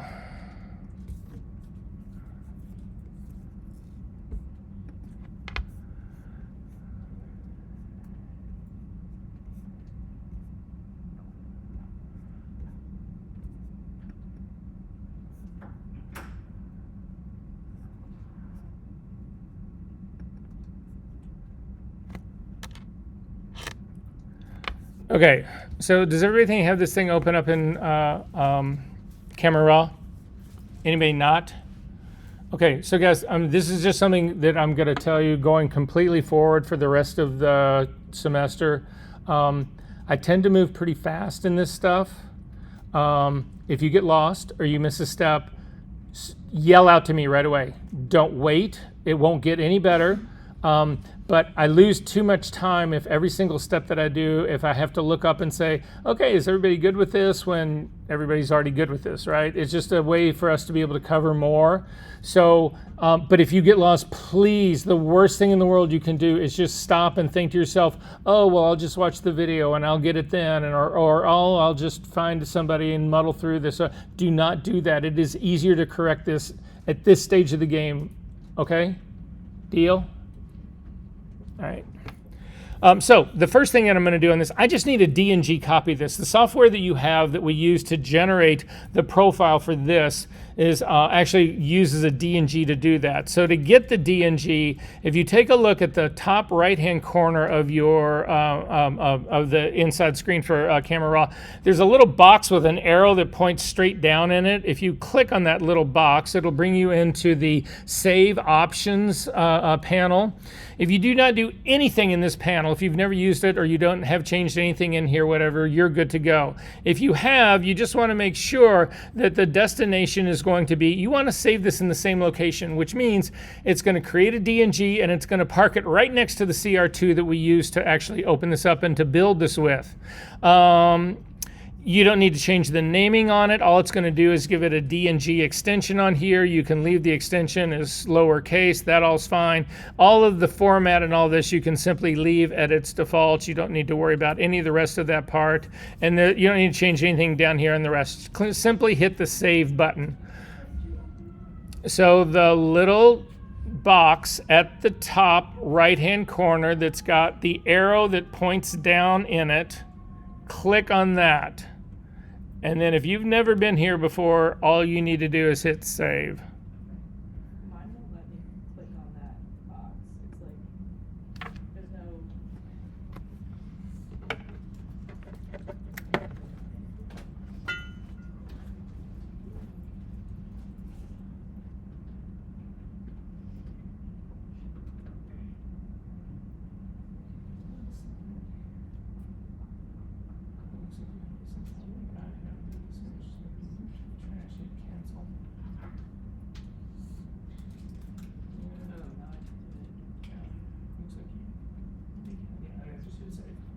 Okay. I have a question. Yes. My preset was, I don't remember doing this, but it's set to change that. Should I move it or change it to DNG or how should I have my preset?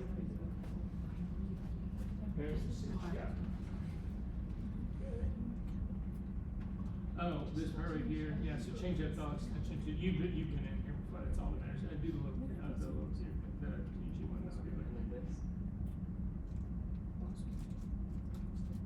no, you do save as DNG. And hit save. Okay, this thing is, we've done all the work that we want to do in here right now. So you can now just hit cancel out of this. And if you go back onto where your original file is, you should see that you've got a DNG right there. Does everybody have a DNG, please? Anyone not? Okay, so now we need to launch the software that will actually build this DNG profile. So if you look in your applications folder, so for the Macintosh people, it is going to be called Color Checker Calibration. That's what the name of it is, and I can't remember the name of it for the Windows people. It's close to this, but it's not exactly the same. It may be Calibration Color Checker. Windows people, what? Anyone? Software, passport, profiles. I don't know. Which one are you looking for? Oh, no, just you need to go to all of you, this is the one that you would, no, that's not the one that you would have here. It's a application piece or just your I was on files. the spider one I told you. I Oh, have oh. a spider device. Yeah, so you're not gonna be able to do this with your Spider device. So, which is fine, your Spider device is fine. Okay. Yeah, so, I'm gonna tell you that. Yeah, you told me that. That's why I was reminding you, but I don't know. You don't need to do this, yeah, but I don't know that you can do this with this, but you can use the software to develop a profile that will function inside of Camera Raw. I can make profiles for it. You can do I it have the Spider Pro. Yeah. Oh, I had an old, I had a Spider years ago, and they didn't do anything like this. So, stay with your system. Okay.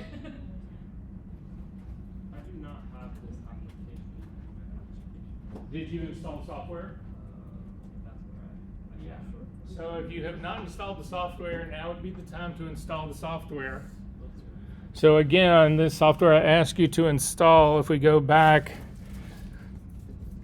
to session number 1, in your student files, number one. Software installers, if you have Macintosh, you install these three things. If you have Windows, you install those three things. But the one you're looking for right now is this color checker camera calibration. And just tell me when it's done.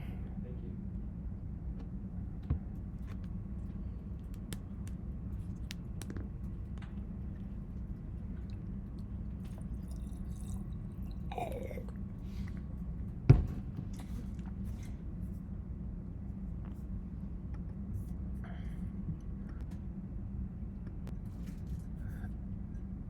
Okay. So when you get there, you have two options. We need to load that D&G profile into this window. So you can do a drag and drop. If you can actually see that file, you can just, the D&G, not the CR2, but the D&G, you can simply drag and drop it right in the middle of this. If you can't, and it's buried too deep in a set of files, you can come up to the file folder and just come down to add image and then just navigate to it. But mine is pretty close to the top of my desktop, so I'm just going to go after it really quickly.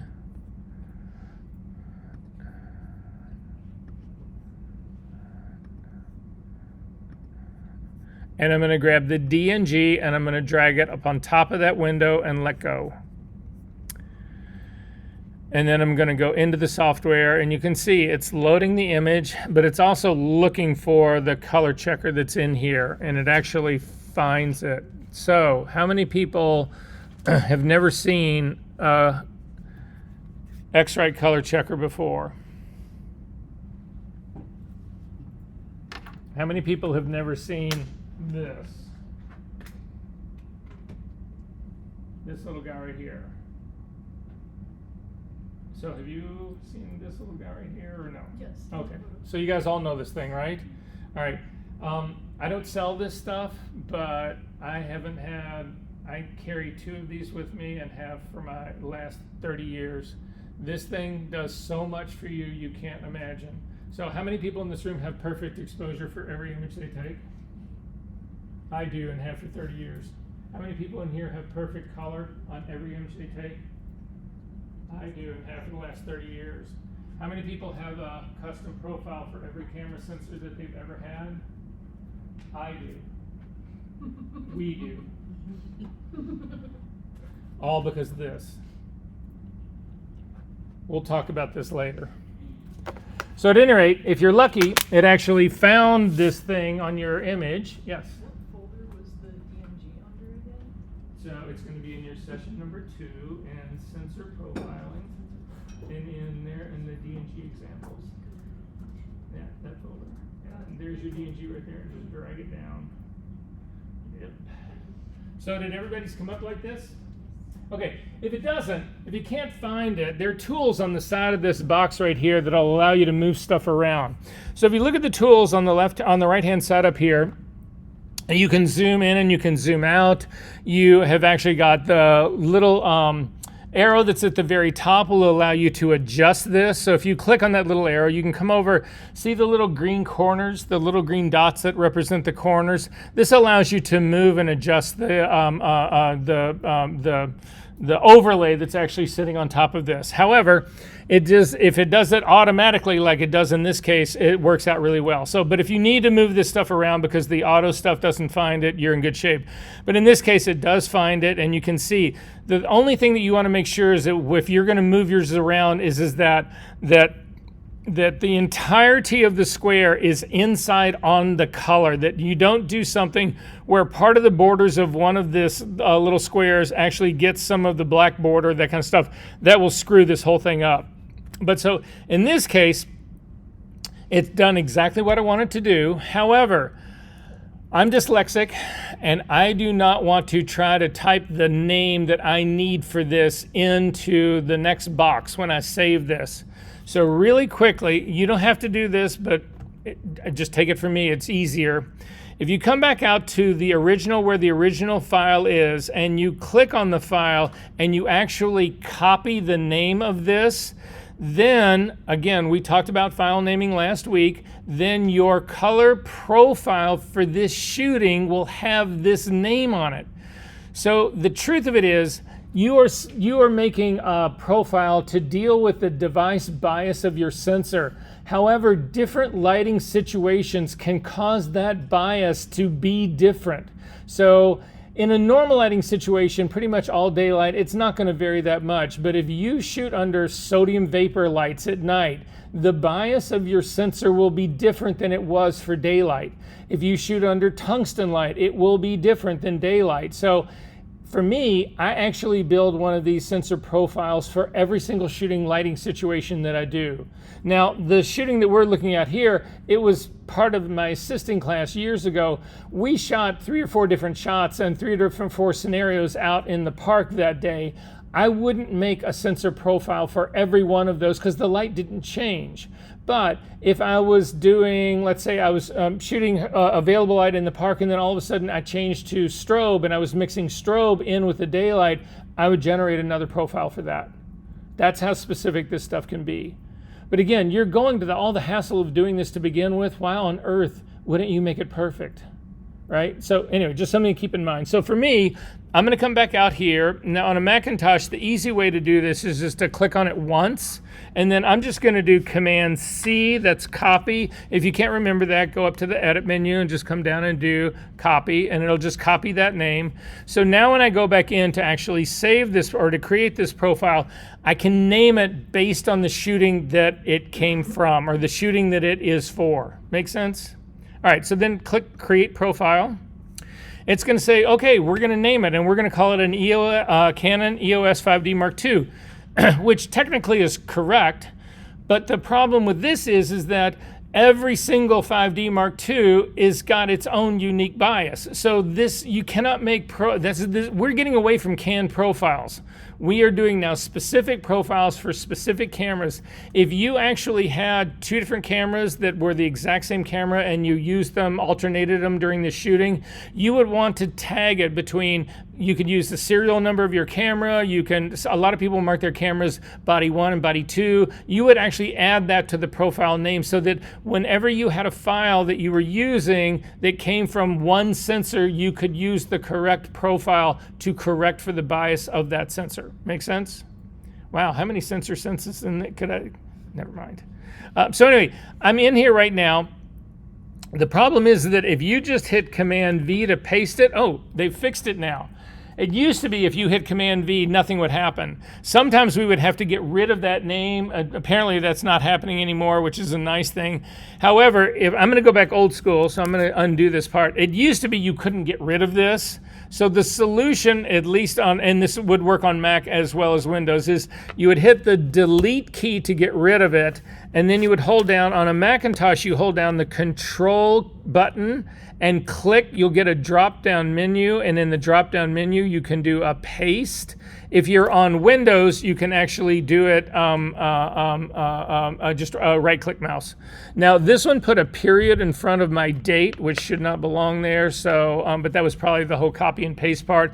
And also, it lost my extension. The extension on this should be DPC, so I'm going to cancel out of this and then just hit create again to bring all of that back. So you want that DPC to actually make sure that you've got that part. And again, now apparently it works and I can just paste it in.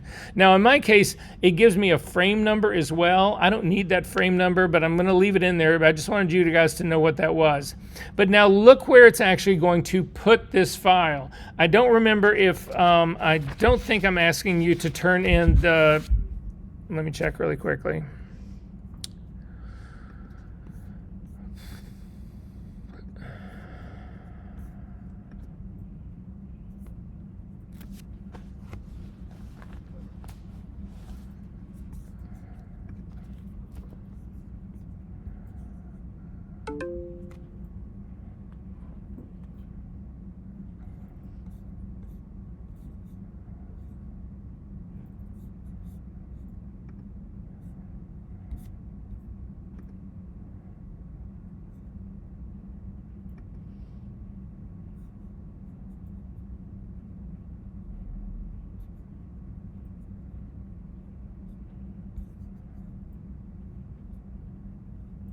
No, it's looking like you're going to turn in one whole thing, so you don't need to borrow. But to figure out where this whole thing is going, just so that you know, there's a PDF in all of this that'll tell you exactly where it is. If you take a look at my screen right now, I can click on this drop-down menu, and this is where it's putting it for me.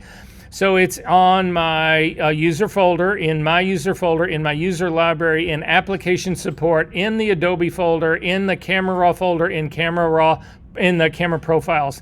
It will be this same equivalent of Windows. Windows doesn't call it application support, but whatever they ultimately do call it, there'll be an Adobe folder with Adobe Camera Raw in the camera folder, camera profiles. So again, there's a PDF in there describing where all of this is stored. The profiles, the preferences, that locations that I showed you guys last week will also list where these things are kept. But anyway, that's where they're going to put this thing. So I'm going to go ahead and hit save to that.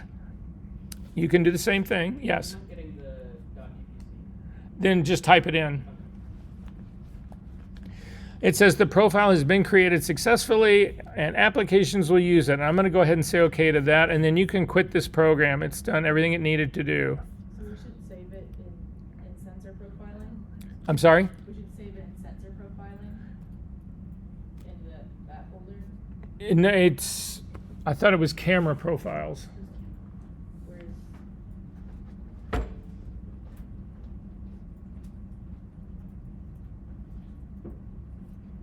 Oh, no, we're not saving it there at all. Hit cancel out of this, hit profile, create again. It should find the right one. That is where it's going into, is that camera profiles. So give this guy its correct name. It looks for where it should go. okay. And again, make sure yours has the .dcp extension on the end. DPC or DCP? D is in dog, C is in cat, P is in Paul. Okay. So this is the most important thing I can tell you right now, because otherwise you're going to fuck this up on your homework, and you do not want to do that, and that will only make me angry. Do not do this. The DNG that we just created has already got a lot of its profiling burned into it. We are going to create another one of this very same file. But we have to start from scratch, because when we opened the first one, when we opened up the CR2 and said, we want to make this DNG profile, and it made it, all the settings that we had in Camera Raw at that moment got embedded into this DNG file. We do not want that to happen. We need to start from scratch. So you need to throw this one away. So just pitch the DNG. It's done its work. It built the profile for us, but now we want to use it, but you cannot change this. It's already, this raw file, this raw DNG is a raw file, has already been baked. We can't use it, so get rid of it. And then we are going to go right back and do the same process, but this time we're going to do everything that you guys are going to need to do for your homework assignment. So open this guy up again in Photoshop. It'll bring it into Camera Raw. And so the first thing that we're going to do is we actually need to set the correct profile for this. That's one of the things that the old DNG did not have. So to set the correct profile for this, you'll see if you look up at your histogram, right underneath it where it says Edit, underneath that part it says Profile. You can click on this drop-down menu and you'll see there's a whole set of profiles that you could actually change things to. These are all Adobe CAN profiles. This is not going to help us. You could also come all the way down to Browse to look for other profiles. I don't find this especially helpful. What I like instead is the little icon that is to the right of that. It looks like three little squares with sort of like a magnifying glass on it. If you click on that, it will actually open up a window that gives you thumbnails of profiles. And this is what we're really looking for right here. It will show you all the same Adobe profiles that were in that drop-down menu, but more importantly, as you come down, you will see that there's a series of triangles that you can open up to see other profiles. And if you come down underneath the first group to where it just says profiles and there's a little arrow that's next to it, click on that little arrow and it will open up. And underneath that will be the profile that you just built. And you can see it's got that name sitting right underneath it. Does that make sense to everyone? Did everyone find this? Okay. I don't want you to select that thumbnail, but if you just hover your mouse over it, it will actually then preview on this screen what's happening. And look what happens to that sweater. Do you see a change? How much of a change could this possibly be? This is massive. How on earth would you even know that that was that far off? That my camera sensor was this bad? If you zoom in, so just hover over the color checker in the middle of the screen and click on your magnifying glass, come back over. Again, do not select the profile yet. Just hover over it, go over it, and again, look at especially the blue square and the sort of cyanic square that's right next to it.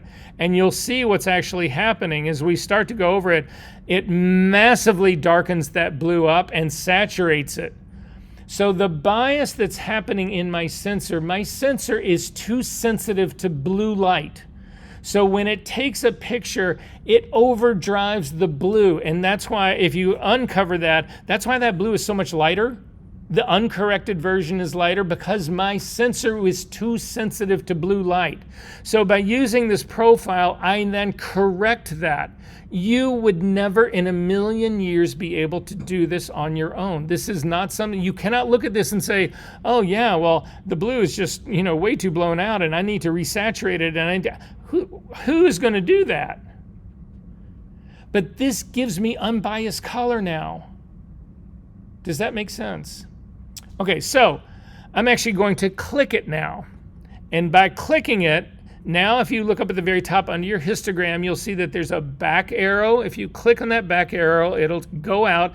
You'll actually see that in the profile slot now is the name of the profile that you just generated for this particular shooting. Does that make sense? Okay, the last thing in all of this is that this is now, it's no longer bias color, but it is still not been color corrected. To do color correction, you actually need to use the color picker. So underneath the whole exposure, warning, all that kind of stuff, if you come down to where it says color, there's a little there's a little eyedropper tool that's right next to white balance. You want to click on that guy, and then you want to come over onto your screen, and you are going to pick one of the neutral grays that goes at the bottom of this card. So when you do this, you do not want to pick the light grays. The problem in picking a light gray is if you think about a curve that does color correction in Photoshop, if you pick a light color to try to do the color correction, you're picking a point that's really close to the top right edge of that curve. There's not enough flexibility in it. You want something that's more in the middle that gives the curve real room to move around in there. You also don't want to pick too darker colors because color casting is not apparent in deep shadows. You see color casting in your midtones and in your quarter tones and in your highlights. So for me, I always pick the gray that is right next to the red patch. That is the best one for me. You want something on the lighter side, but you definitely do not want white and you definitely do not want black. And you click on this. This will now change your white balance. If you had looked at it before, I'm going to hit Command Z to undo that. You'll see that the white balance says as shot. I don't accept that. I want the perfect white balance. So again, if you click on that, this will now actually say custom white balance. It's changed both the color temperature and the tint. You can see the color temperature shifted, and so did the tint in all of this. And now we actually have the beginnings of a DNG that is got a custom profile in it, and it has been white balanced.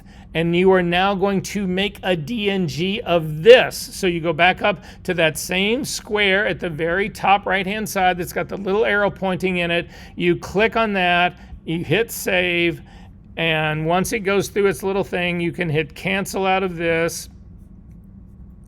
You can say, it's saying cancel all the changes, dismiss in camera raw. You can say yes to this.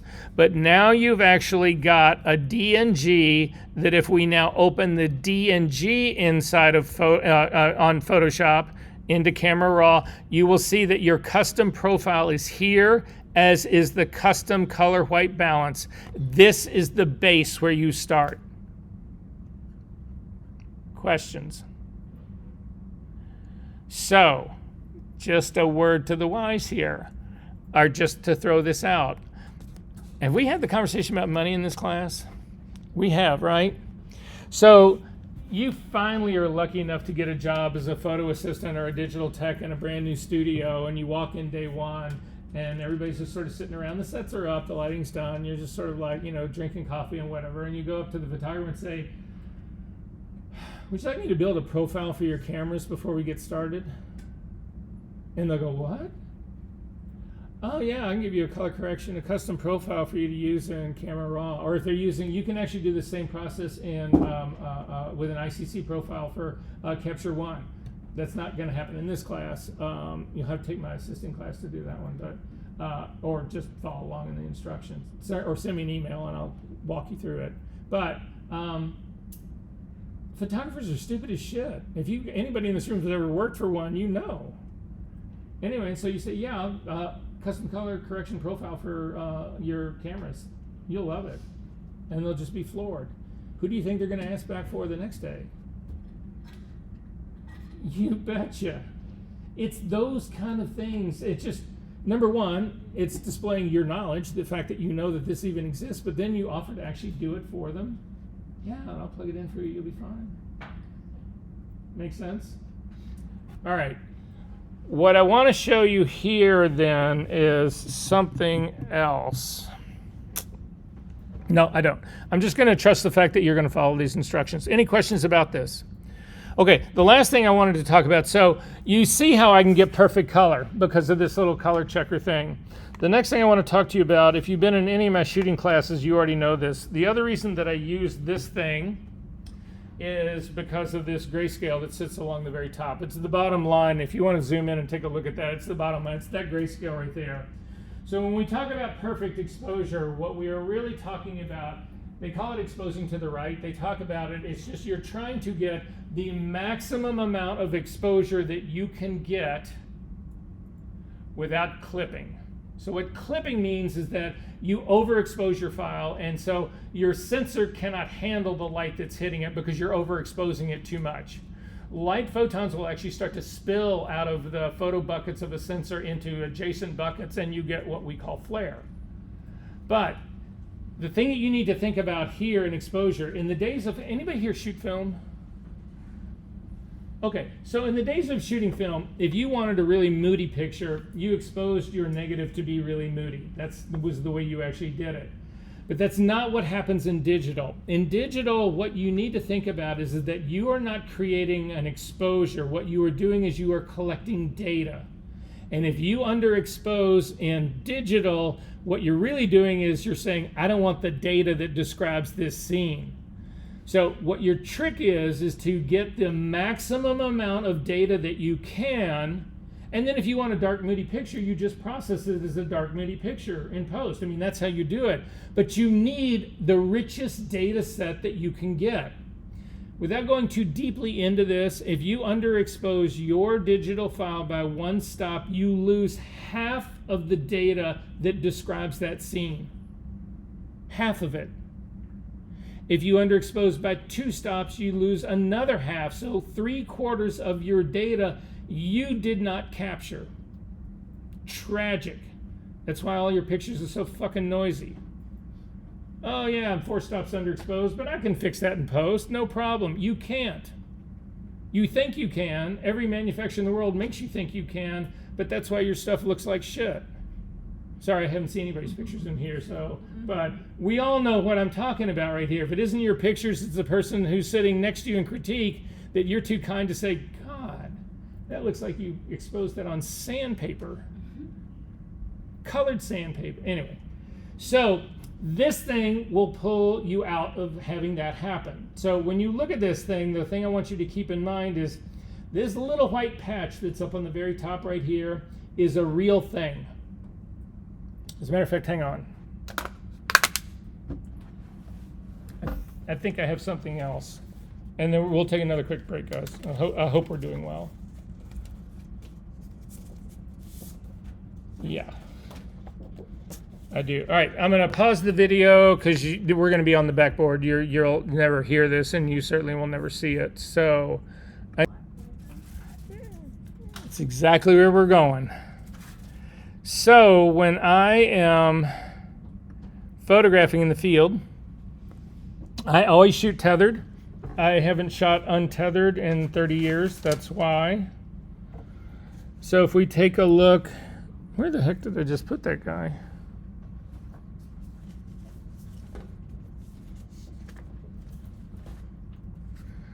So when I go out in the field to shoot, again, I actually shoot in Capture One, so I can bring this up and actually see it.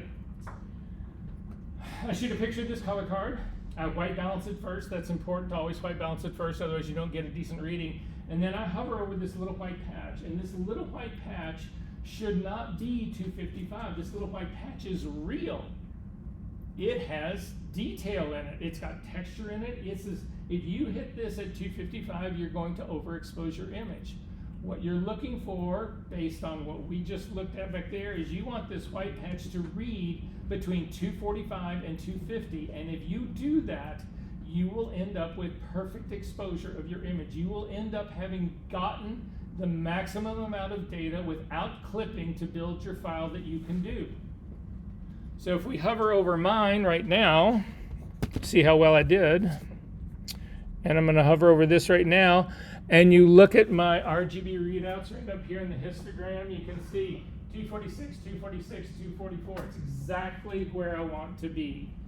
In a white balance situation on grayscale, they should, again, we had this conversation last week, all my RGB values should be exactly the same. That's how white balancing works. So remember, we were talking about how important it is to have RGB and to know that any time you have a neutral gray, it's all the same values of RGB. Look what happens when I pervert this. I'm going to actually whack this out. That is not color balanced. If I hover over this, my gray patch right here, you can see I've got a red value of 83, a green of 199, and a blue of 211. That is not white balanced. But the minute I click on that, it makes all of those levels the same. That's how white balancing works in any software that you use. So this thing now has given me perfect exposure, perfect color, and a custom profile to remove the bias of my sensor, all for $100. I should sell these things, right? I had a little cart over there right now, and I will sell you 2 for 1. Oh, it's special today. Is this making sense, everybody, what's going on here? I'm telling you, this is the beginning of a color managed workflow. You do this and then have a calibrated monitor, and then finally a decent profile for your printer. All of that shit that you guys struggle with goes away. Wouldn't that be nice? Yeah. That's the purpose of this. A big part of this class is exactly this, is to nail this shit down. Stop working in a really bright room wearing your pink apron. I save my pink apron for special nights with my wife. But questions about any of this? Okay, I'm going to call this 325. Hard 10, make it 345. No, wait, I just said that was 335 to get back. So 335, not 45, 335. We got a lot to get through, but hopefully we're going to get one of your homework assignments done. So I'll see you soon. I think this leaves me enough time to go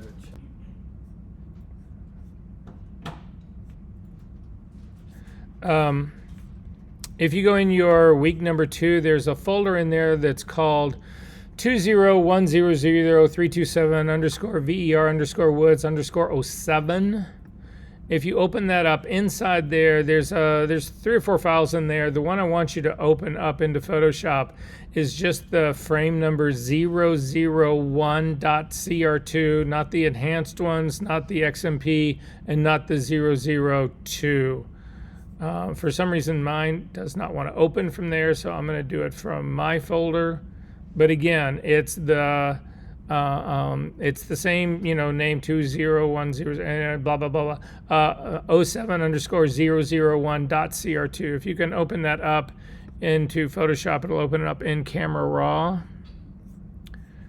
Does everybody have this open in Camera Raw? Okay, so again, what I would do if I was actually shooting this thing is I would white balance first. So you can grab the custom white balance tool, click on that, and Where do you find that file again? so in the O2 folder, in your week number 2, inside the folder that's called 2010037 underscore VER underscore Woods underscore 07.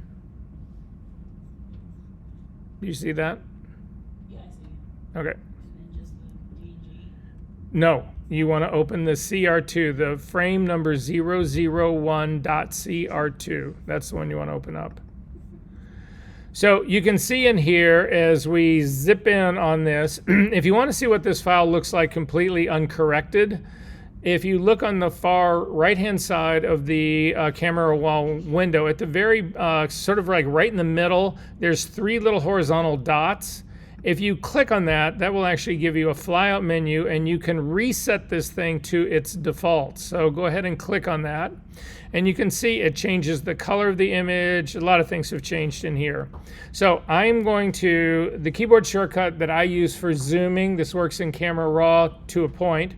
It works in Photoshop though all the time.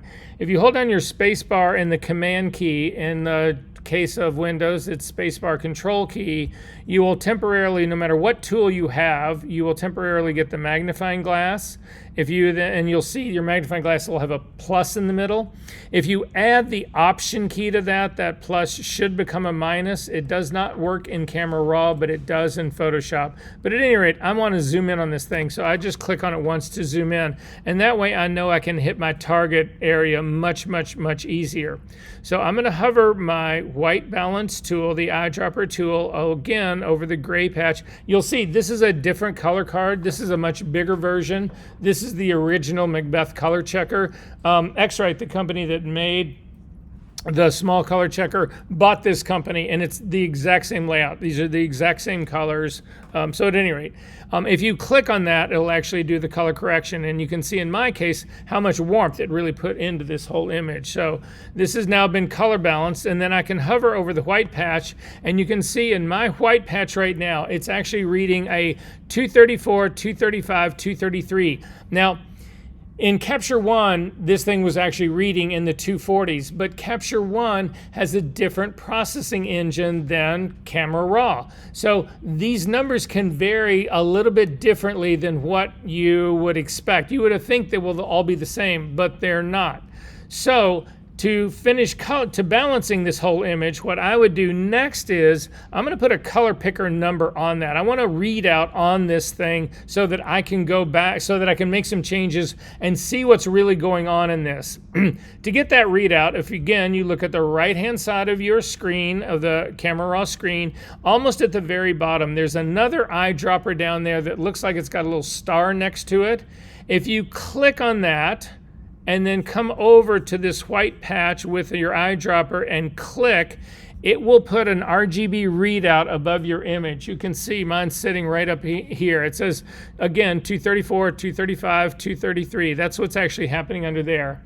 That is going to be my white point. I want that to be 245 to 250. So, but I'm going to put in another point first.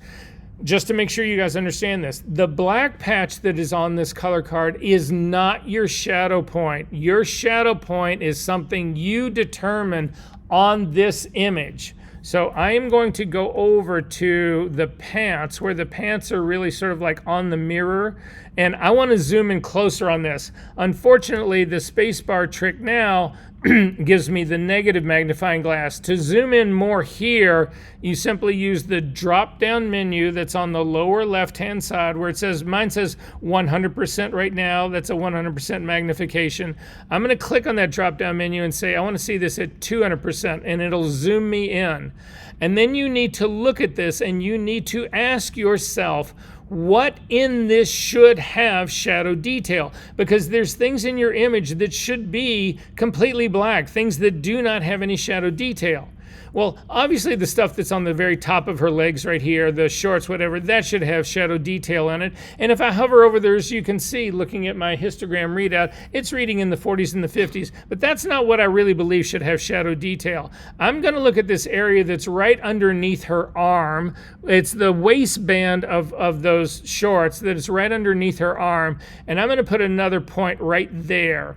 And now what you can see is my second point readout is giving me basically my high 20s, which is exactly what we all agreed on when we looked at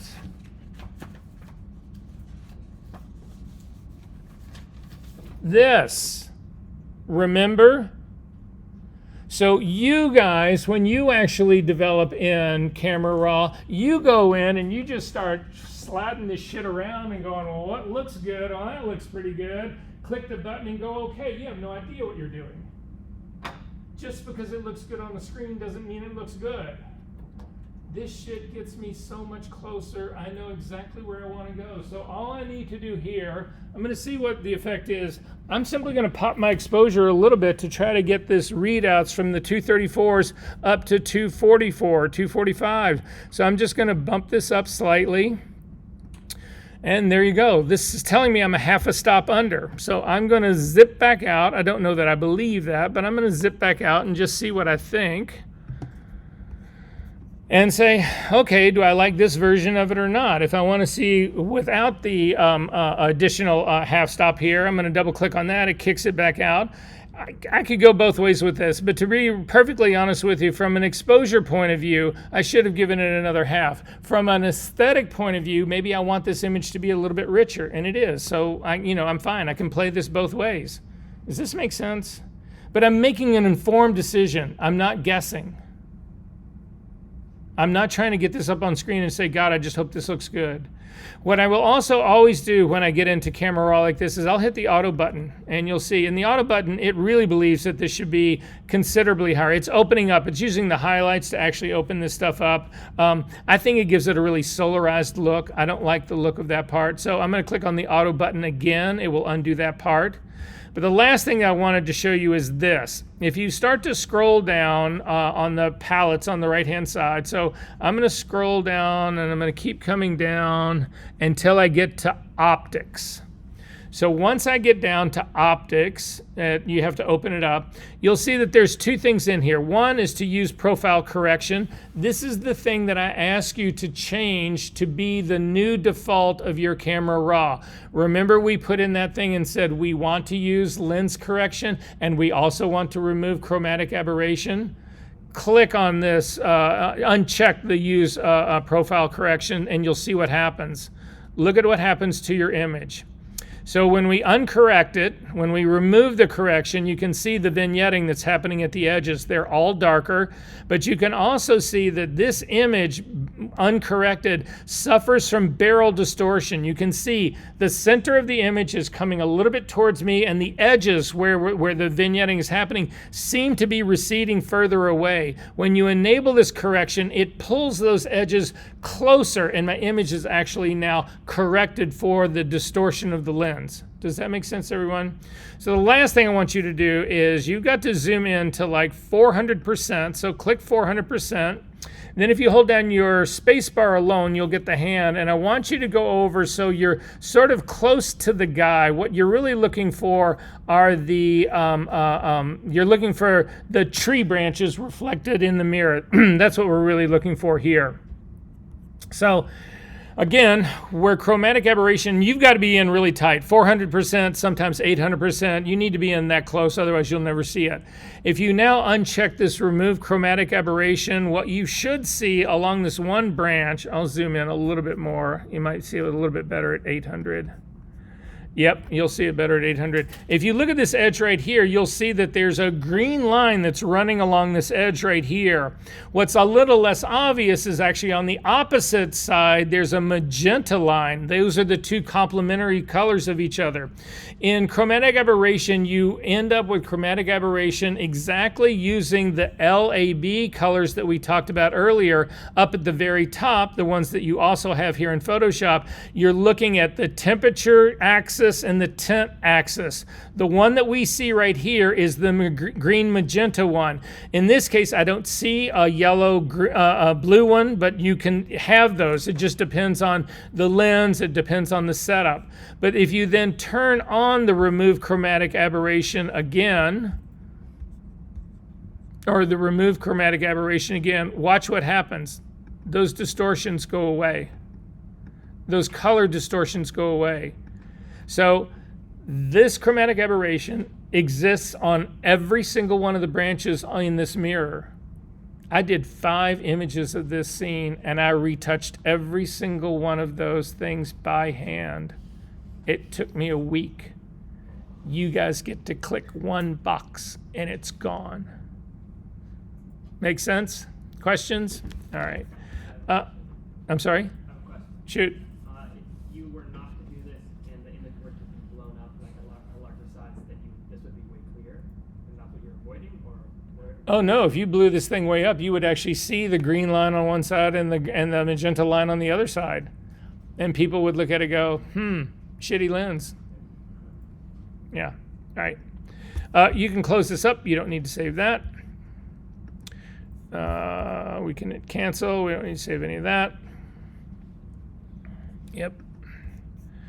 Okay, I want to go back to the red car really quickly, just for a second. So the red car, there's a copy of it, I think, in your session 2, but if there's not, no, yeah, there's a copy of it in your session 2. It's just the red car RGB.PSD. So going back to the conversations that we've had earlier, this is if you take a look at the title up at the very top, it's giving you the color space that it's in. It's an RGB color space, but also that 8 stands for the bit depth. So this is where you'll know what color space it's in. I mean, what mode, not space. If you want to know the color space your image is in, if you look at the lower left-hand side of your screen, on the image, at the very little border down here, there is a small flyout menu down there. And if you get this flyout menu, you can actually have it show you all sorts of things. You can have it show you the size of your document. You can do the document profile, which is what I have. It's just a great trick. If I look down there and I see ProPhoto or sRGB, whatever, I know I'm in trouble. So it's just a smart thing. That's the one I use. But you can do all sorts of things down here. You can use GPU usage on this, composition. I mean, you can do all sorts of stuff in here. But for me, I set that to document profile, and it's just a great check. You'll also notice that in that document profile, in parentheses, it also has another 8 BPC, bits per channel. So anyway, it's just a way to know what this is. So I'm going to make a copy of this layer. So hopefully you guys are working with the layer, my same layout here.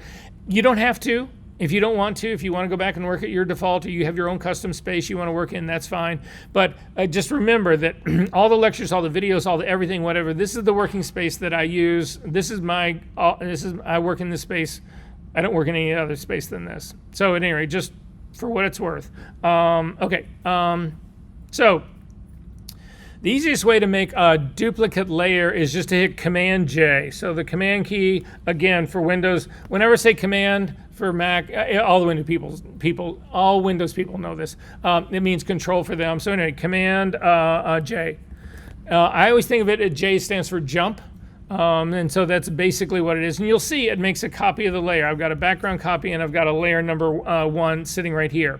So I want to transform this file. So the shortcut for transform, so you should know this right now. I'm not a huge shortcut fan. I don't use tons of them. I use probably 15 tops, but I use them all the time.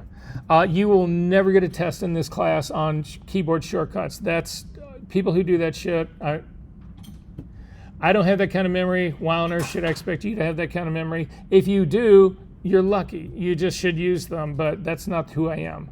So I do have a set that I use all the time. I will also give you the menu versions of that. Yes? My workshop thing is basically just showing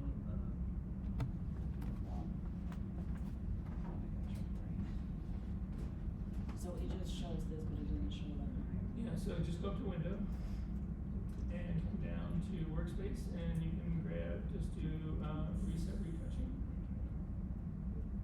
And you're good to go. Okay. So now we have this car. I'm going to transform this car. So if you hit Command T, that is the shortcut for the transform. If you can't remember that, simply go up to the Edit menu, down to Free Transform, which has also got the keyboard shortcut right next to it, Command T. Whenever you do pretty much anything in Photoshop, you will see this options bar at the very top changes, and it changes to give you feedback and also allow you to make adjustments. So what we have up here is, if you take a look at this, it will actually tell you, the first part of it is the position where your image really is. Then you have a W, which stands for the width of your image. Then you have the H, which is the height of your image. Then you have an angle, which if we were rotating would also give you a height of your image. And then you have a horizontal and vertical coordinates that'll allow you, when you're making certain changes, will give you references. The only thing that I ever really use in this space is the transforming for scale. So if I were to come over, and if you hover over the H, so if you take your cursor and hover over the H for height, you'll see that it becomes a hand with an arrow pointing both right and left. They call that the scrubby slider. If you click on the H and then move to the right, you will see it increases the value of H, which makes your image taller. But because we are not locking this in relationship to the width, it also distorts your image. If you go in the opposite direction towards the left, your image gets smaller, and you can see there's still the image that's behind it is still visible. But that's basically what's going on here. If you want to scale your image and to keep its ratio so that you do not distort the image, you click on this little chain link. It's supposed to be a lock. It's a chain link of locks that is between the width setting and the height setting. If you click on that, then what will happen is that you'll see the width now has the exact same dimensions as the height, and now you can use the scrubby slider over either one. You can do it on the H or you can do it on the W, and either one, it will actually get to, it'll keep them together. What I want you to do is I want you to scale this down to 5%. So I'm going to go all the way down. Now I use the scrubby slider for this. You can actually go in and type that value in directly. I do not do that, but you can do that. Now at this stage of the game, so I'm down to 5%. They're both at, and my car is so small you can't even see it with the other background car on. But I'm going to go ahead and accept this. Has everybody got the 5% really small ass car? All right, so up at the very top, a lot of people will use their enter keys to do this. The thing about your enter key is, depending on what you've set, if you hit your enter key once and you've still got one of these sizes selected, all it does is enter that value. It doesn't actually create the transform. You have to hit your enter key a second time to do the transform. What's a safer and easier thing to do is simply hit the check mark that's at the very top on the right-hand side of the options bar. Go ahead and hit that and it'll make your little ass car. So I'm going to turn off the eyeball now in my layers palette, the eyeball that is on the background layer, the big copy of the car, so I can see how small the other one is. And you can see it's a tiny little car. So does everybody have this tiny little car? And when you turn off the lower eyeball for the other, you also see that there's this checkerboard here. The checkerboard is how Photoshop indicates transparency. There's nothing there. That's how it's indicated. It's not like there's this checkerboard pattern that's sitting there. It's an indication that that is blank. It is transparent. That's all it is. So that's why if you turn the eyeball back on for the other car, you see it, because that area in the top layer is completely transparent. So you see the upper car. Anyway, I'm going to turn off the car again. We are going to retransform this tool again. Now, I do not want you to do Command Z. Command Z will undo the transform we just did. I'm not looking to do that. I am looking to restore this car again to its normal size, but using a second transform. So to do that, Command T again. I'm going to click on the link between the width and the height. Again, I go immediately, my eyes go up to the options bar, and that should be the way yours work for everything that we do in this class. You hit something, your eyes should go up to the options bar and make sure how things are set. I'm going to click on the link between the two so that they are locked together. And this time, instead of using the scrubby slider, I'm simply going to enter a value. I'm going to click across the 100 of the height, and I'm going to type in 2000. That's 2 with 3 zeros. So 2, 1, 2, 3. And if your image is locked, if your width and height are locked, it should fill in 2000. And you should see the car get bigger, and it's pretty close in scale to the way it was. Did that work for everyone? And then hit the check mark. We call this destructive editing. Look at your car. Could you use that? Turn off the eyeball, turn on the eyeball for the background layer, the original car, and turn off the eyeball for the one that we just destroyed. Do those look the same? No. This is destructive editing, and all of you do it. All of you. You do transforms, destructive editing. You put masks on and remove them. You erase shit. Never, ever, ever again in this class. I want any file that you make in this class for you to go back in and fully be able to edit 50 years from now. And you box yourself in. You destroy your images. You throw shit away. You throw layers away. You flatten images. You out of your mind? You flatten an image and all of a sudden you realize you made one mistake. It means you get to do the image all over again. Or you give up and just say, well, fuck it. I don't like that image anyway. No. This is unacceptable. And in us, when we get into compositing, we are doing transforming a lot because we are trying to figure out how to scale shit so that it fits into the scenes that we're trying to put stuff in. So you're cranking stuff up, making it larger, making it smaller, making it larger, moving it, making it smaller again, larger again, whatever. And every single iteration you do of that, you just fuck your image up worse. Not acceptable. We do not do this. We do not work this way at all. Say what? No.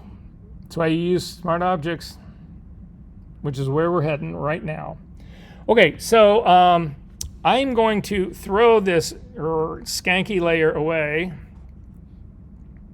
So when I lived in Italy, the word for disgusting in Italy is schifo, and I've always thought it's one of the best sounding words for disgusting that there is. Disgusting is a pretty good word, I have to say, because disgusting sounds disgusting, but schifo just brings a whole nother emotional level to it.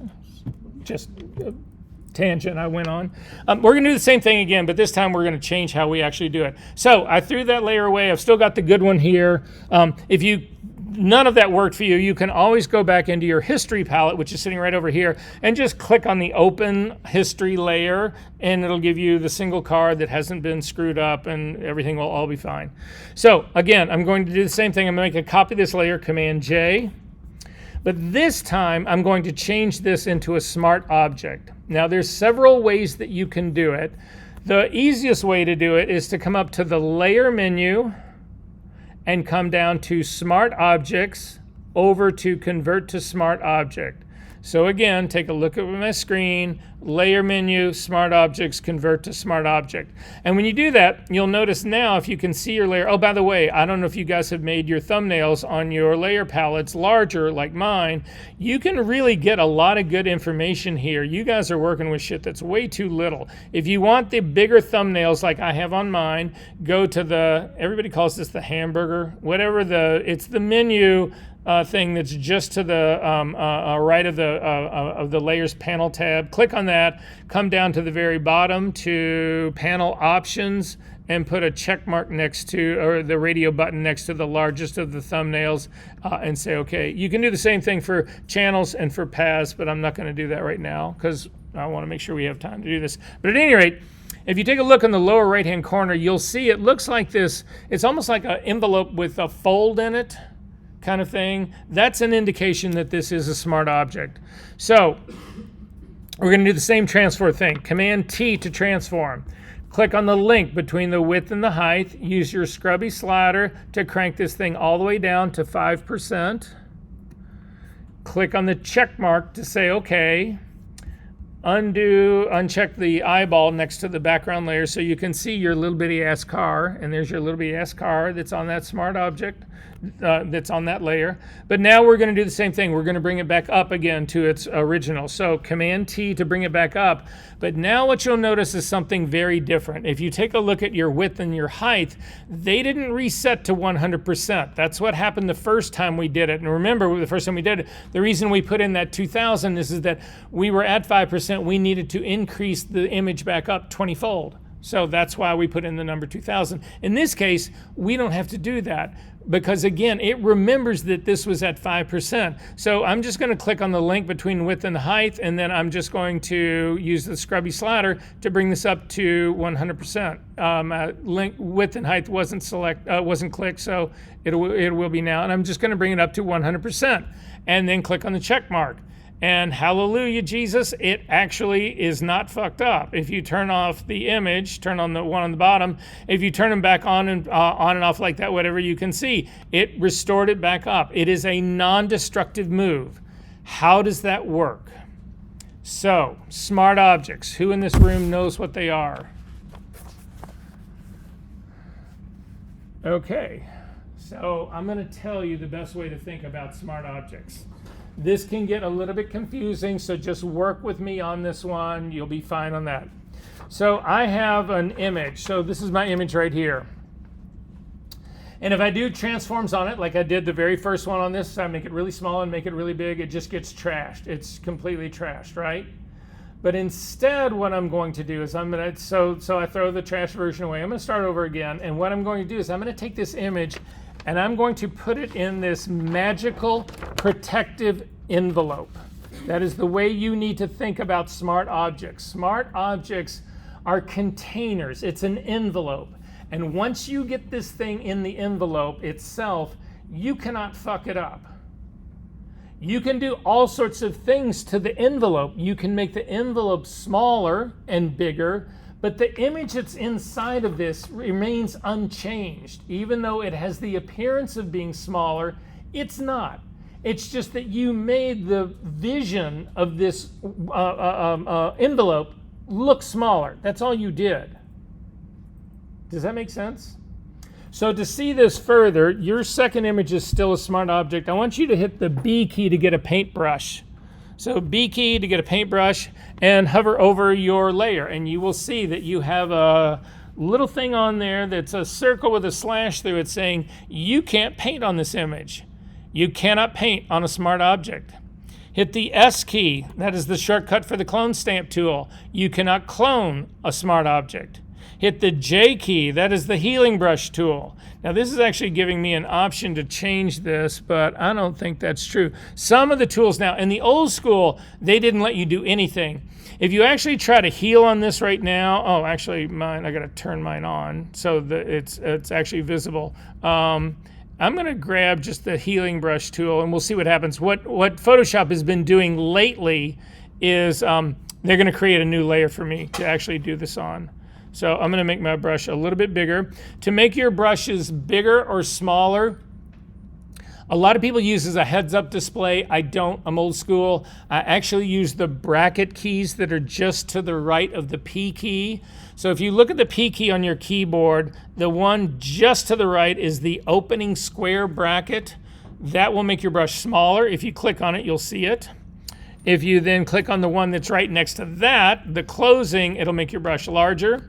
So I'm going to make my brush larger right here. I've got the healing brush tool. I've told you that you cannot use this on a smart object. So I'm just going to click and drag, and you can say, oh, you get this warning now that says the smart object must be rasterized before proceeding. You can no longer, do you want to rasterize this smart object?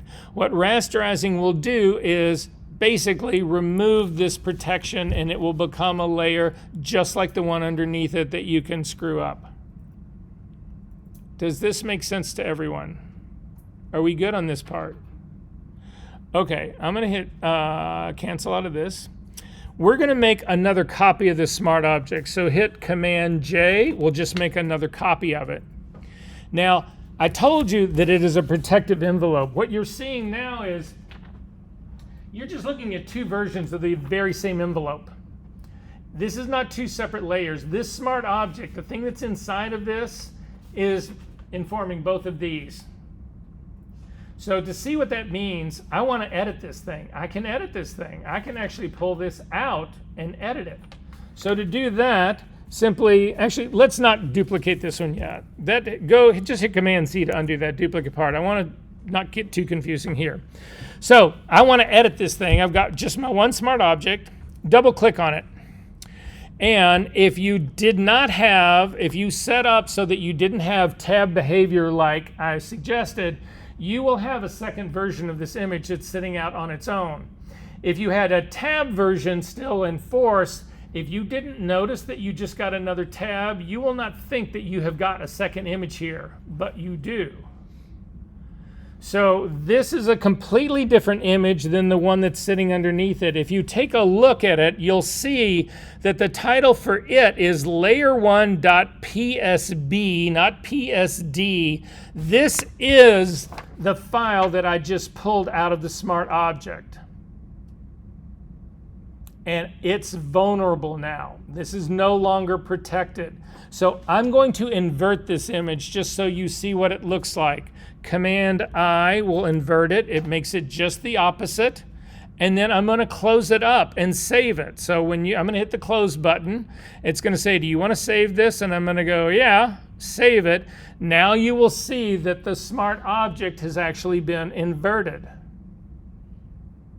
Did you just double click the image to get that tab? I just double clicked it to open it up. But again, if you've got tab behavior, it gets really confusing. That's why I'm suggesting that you guys don't use that, because you do this with 10 of them all at the same time and you're like, what the fuck is going on? I don't know what tab this is. I don't know what's going on. This is an easy way to manage this. I'm just throwing that out there for you. This is going to get way more confusing when we start really compositing. But do what you want. Does this make sense what's going on here? Yes. Command I. Okay, I'm going to double click on my smart object again, double click on it.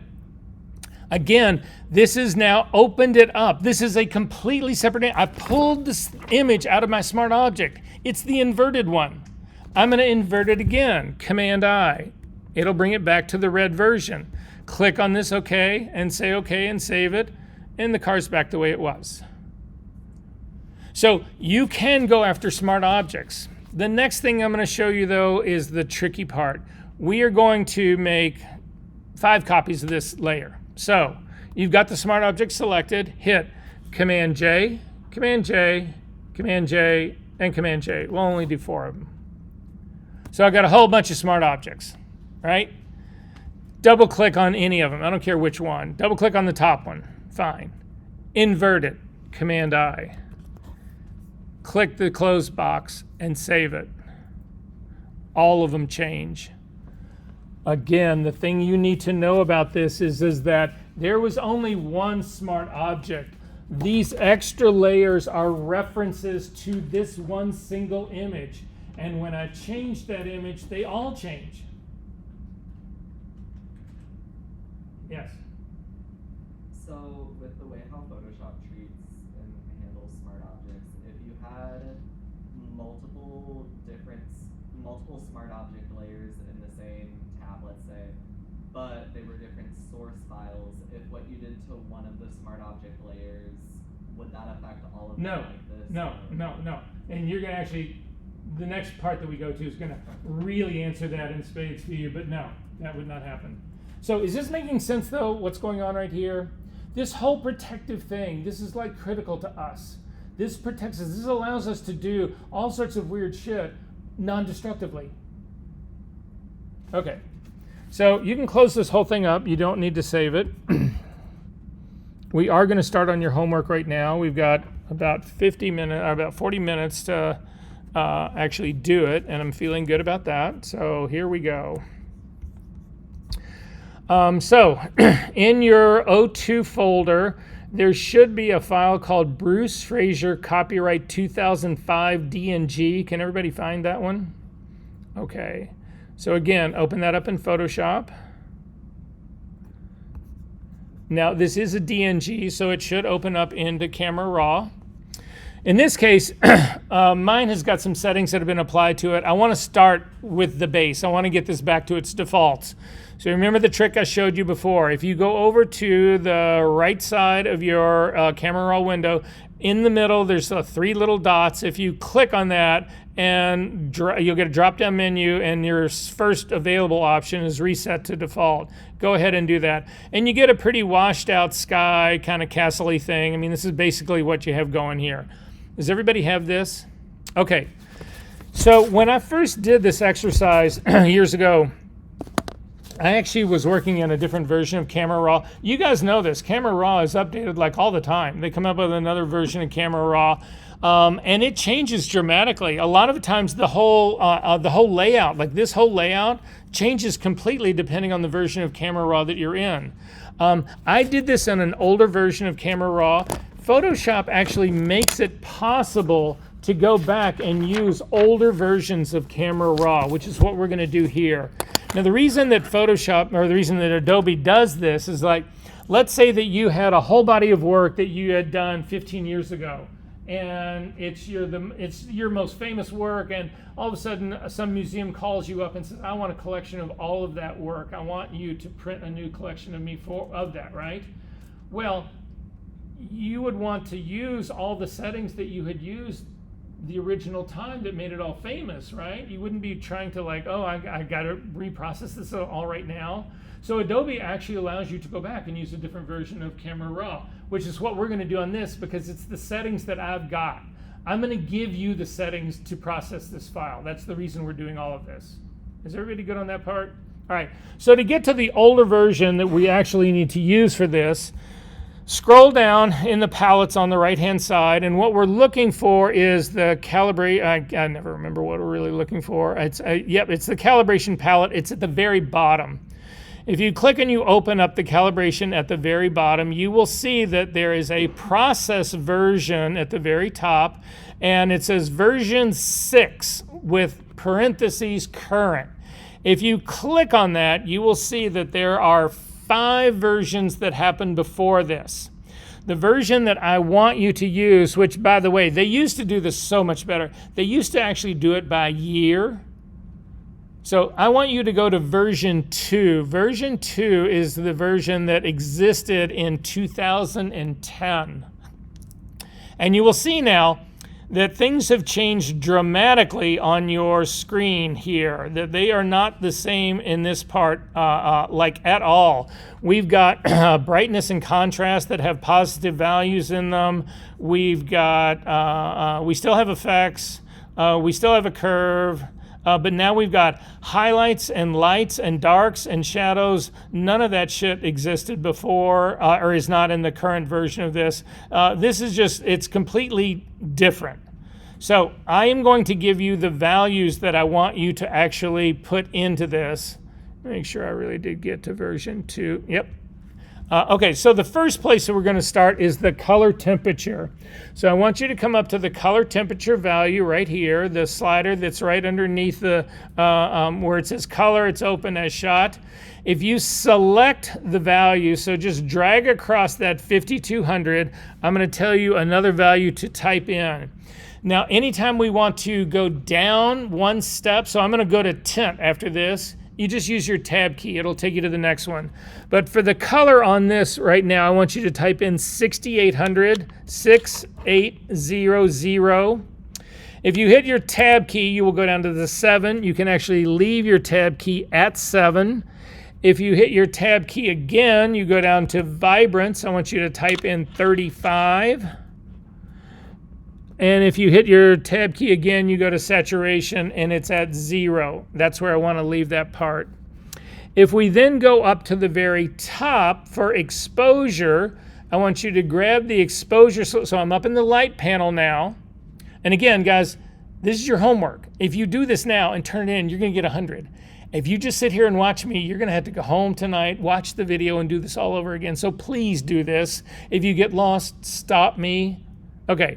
Go up to the exposure, and we are going to drag it to a negative 0.95, so almost a one-stop reduction in exposure.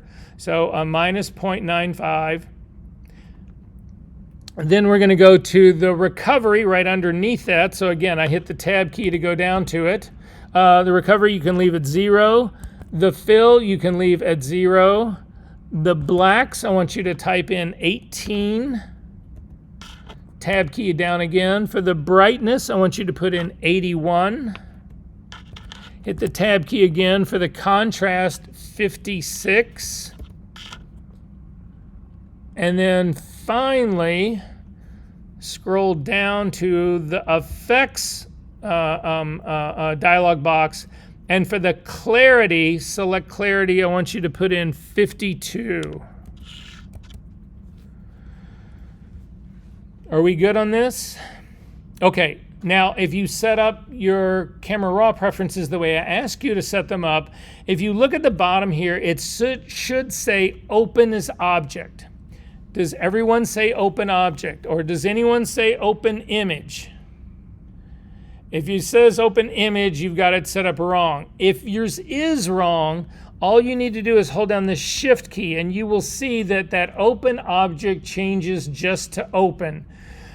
The reverse holds as well. If it said just open and you hold down the shift key, it will say open object. But I want to open this as a smart object. So go ahead and click open object. And you will see in the image that we have now, you've got a layer that's got that little weird symbol in the lower right-hand corner. This is a smart object. But now, unlike the car, unlike the car that we did, with the car, we put a baked layer into that envelope. That is not what you just put in this one. You actually put a copy of your raw data in this smart object. This is now your raw data with all the settings. To see what I mean, double click on this smart object right now. It takes you right back into Camera Raw where you can continue to adjust this. If you save this file right now, which I'm going to ask you to do, so go back, you can just hit cancel right now because we didn't make any changes. I want you to save the file. So just come up to your file menu, come down to save as. In the drop-down menu for your format, pick either Photoshop or TIFF. I don't care which. I typically always do Photoshop.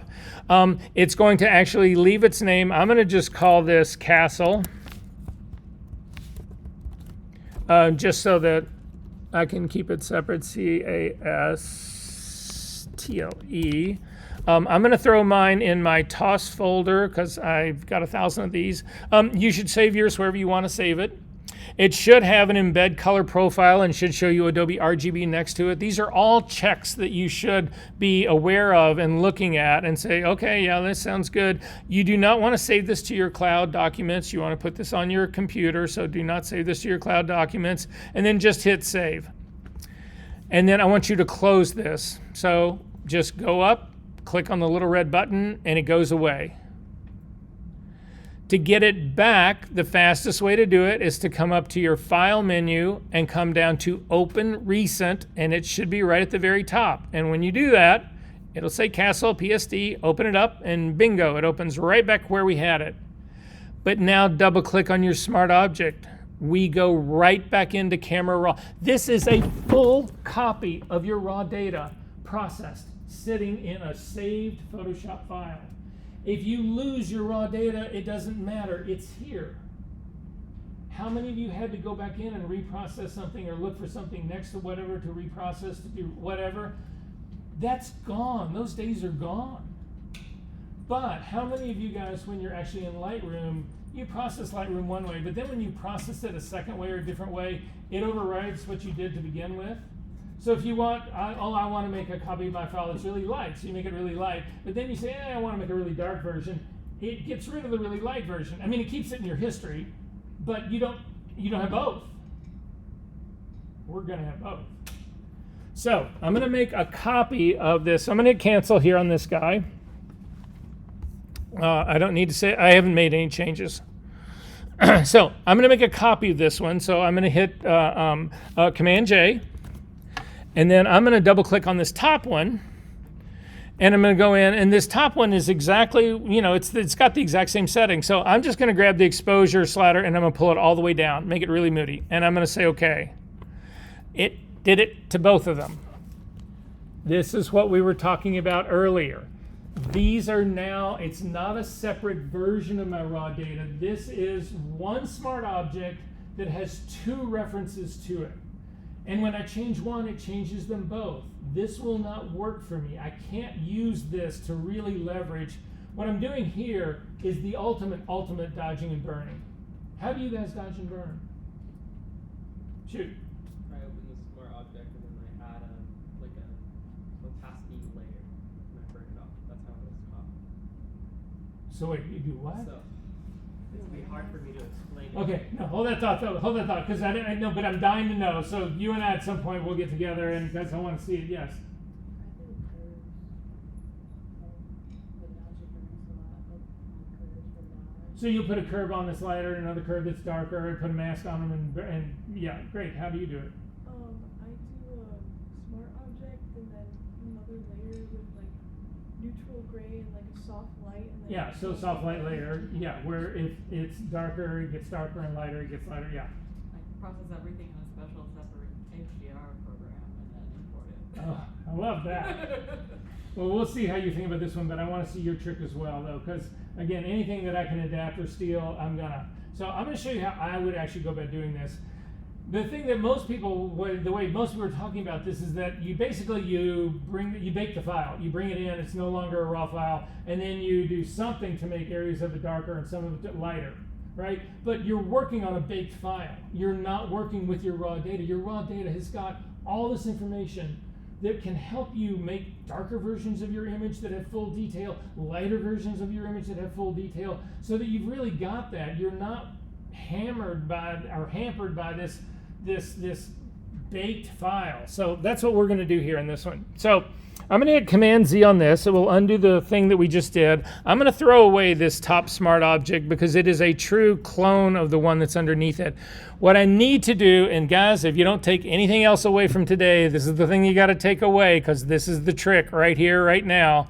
So you should write this down, or I don't know. I can tell you on the video, this happens at roughly... Well, that's not a good sign. Oh, I'm sorry. I was looking at the wrong thing. Roughly at the 2 hour, 46 minute mark.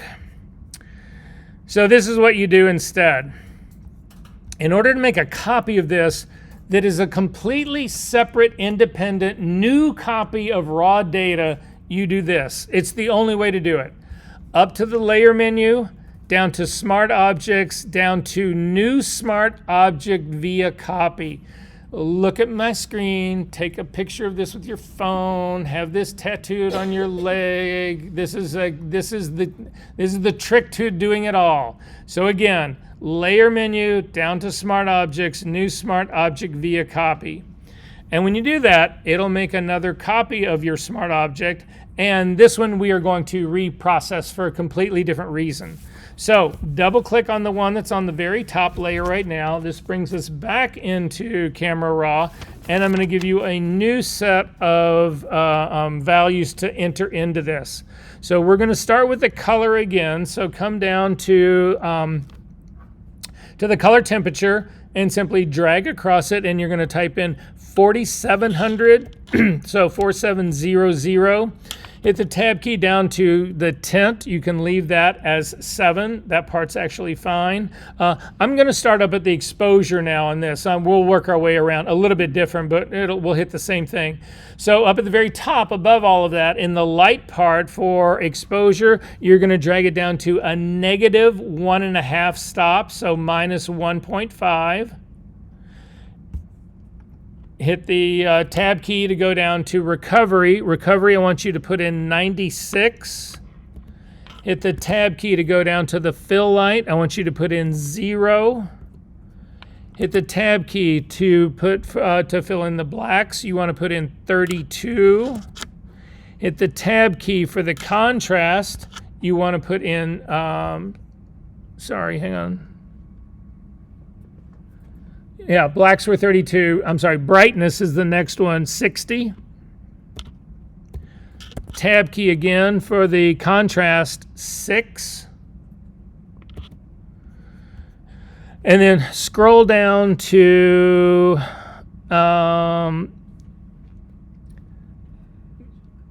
clarity. Clarity goes all the way up to 100. And then vibrance is zeroed out. So if you look at the vibrance in the color panel, if you just double click on the little triangle, it'll zero it out, or just type in 0. So in this case, we're going to say OK to this. And you'll notice now that they stayed separate.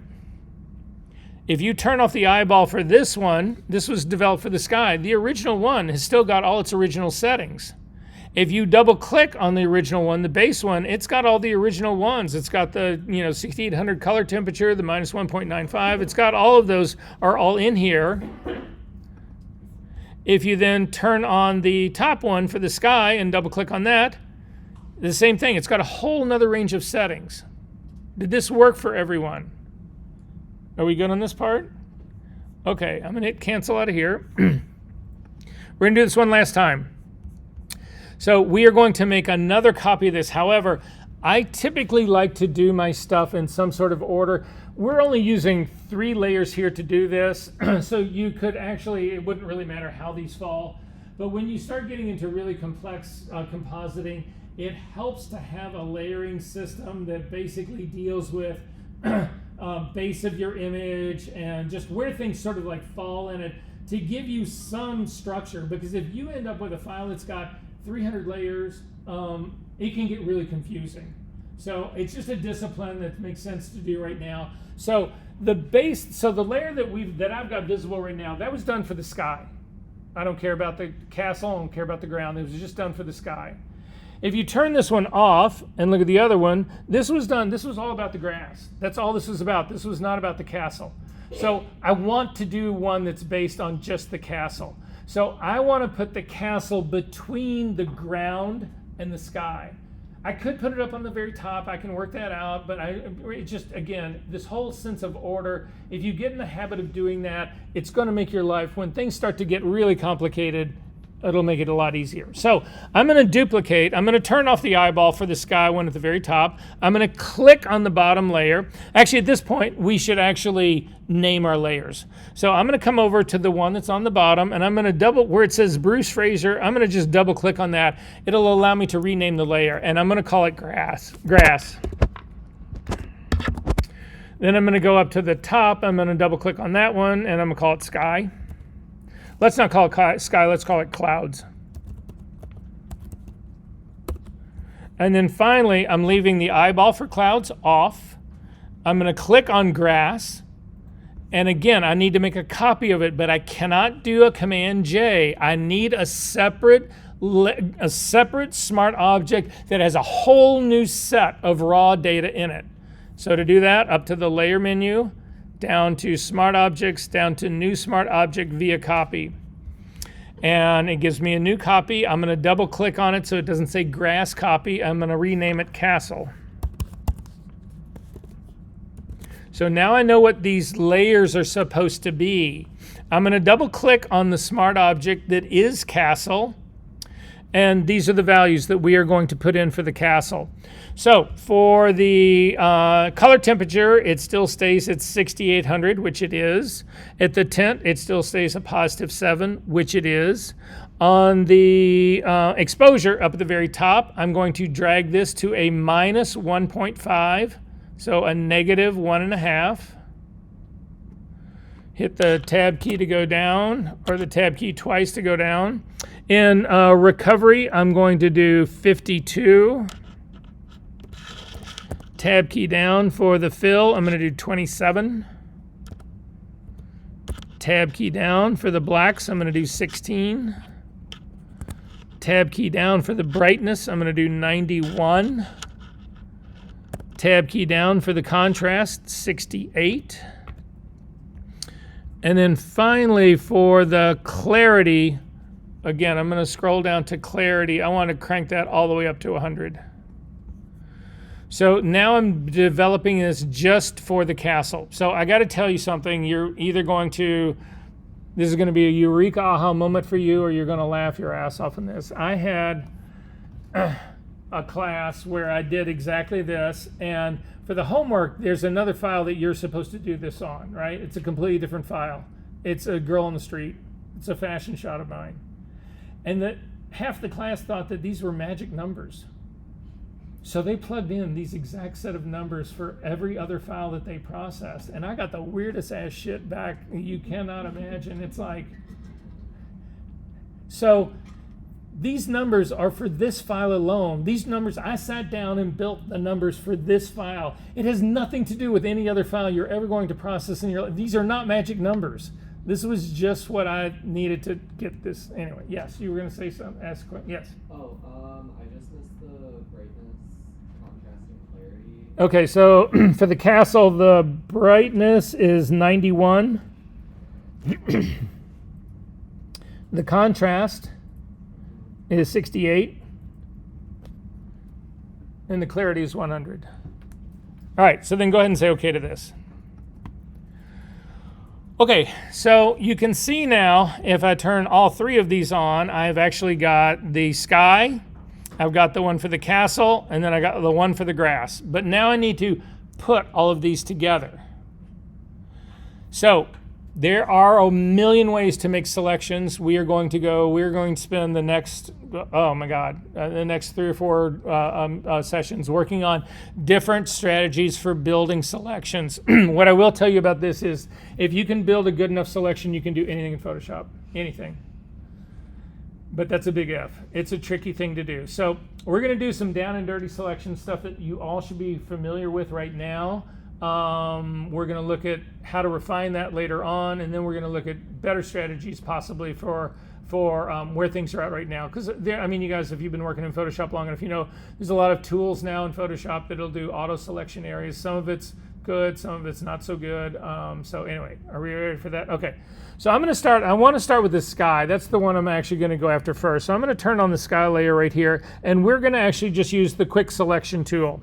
So to get to the quick selection tool, if you come up to your toolbar on the left-hand side and you come down to the 4th tool down, and you click and you hold down the mouse actually on this, you will get a flyout menu, and you can do the object selection, the quick selection, or the magic wand. We're going to do the quick selection tool, and then I'm going to bring it over onto my screen, and you will actually see it's a brush. That's basically what it is. Now I'm going to make mine a little bit larger. So again, I'm going to look at the 2 keys that are just to the right of the P key. The one right next to the P key makes my brush smaller. The one to the right of that makes it larger. And I'm going to make mine about the size of a dime or a nickel, something like that. So how do you use the quick selection tool? There's 2 tricks to doing it. The first trick is the quick selection tool looks for an edge. That's all it does. It looks for edges. If you actually touch the edge with the tool you're trying to find, it will go beyond that. So the trick is you never touch the edge you want it to find. Let the tool do its work. So I'm going to get it to try to find this horizon line. If I actually touch the horizon line with the tool, it's going to actually start looking for a line or an edge somewhere down in the grass or somewhere inside the castle. That's not what I want to do. So let the tool do its work. Stay away from the edges if you can. Does that make sense? The second thing is that don't make Photoshop work any harder than it possibly has to work. Look at this layer right now. Do you see a lot of contrast between the sky and the ground? You do? Turn off the eyeball for the sky. Don't you see more contrast there? Okay, guys, come on. I'm looking at this line right here. This little line right here on the sky, on the top of the castle, the edge. That, super contrasty. This, no way. So give the tool all the advantage you can give it. There's even photographers who will go in, or retouching artists who will go in, they'll put a temporary curve on this to bump the contrast even more, to make sure that they really get that line. But in our case, we are not going to try to pull a quick selection off of this layer. We are going to do it off the one on the very bottom. So I'm going to turn off this layer. I'm going to select the grass at the very bottom. And then we're going to use the tool. So I'm going to start up here in the top left-hand corner. Click. Remember, you can get down close to the grass, but you can't touch the grass, and you can't touch the castle either. Then I'm going to start to work my way towards the right. You can be doing the same thing. And then finally, again, the tool's got intelligence built into it. It anticipates what it thinks I want to do, and it completes the selection. So now I have a selection of the sky. Does everybody have marching ants on the sky? Great. How many of you guys save your selections? Number one rule in doing all of this, we just spent hours building that selection. That was a joke. No, but you can spend hours building a selection, right? And then you don't save it. Are you out of your mind? Do you really want to do that again? So to save a selection, you come up to the Select menu, down to Save Selection, and we're just going to call it Sky. And say OK. If you now look over at your channels palette on the far right-hand side in the lower part, you will actually see that you've got your RGB composite at the top, you've got your red channel, your green channel, and your blue channel, but now look what you've got underneath it. You've got a sky channel. If you click on it, not on its eyeball, but just click on the actual channel itself, it'll show you what we just made. You'll see we still have marching ants on this, which makes it a little hard to see how good this selection really is. So just hit Command D, that will deselect your selection. But this is how you save selections. So if I needed to use this again, which I'm gonna use again, whatever, this is where it all gets saved.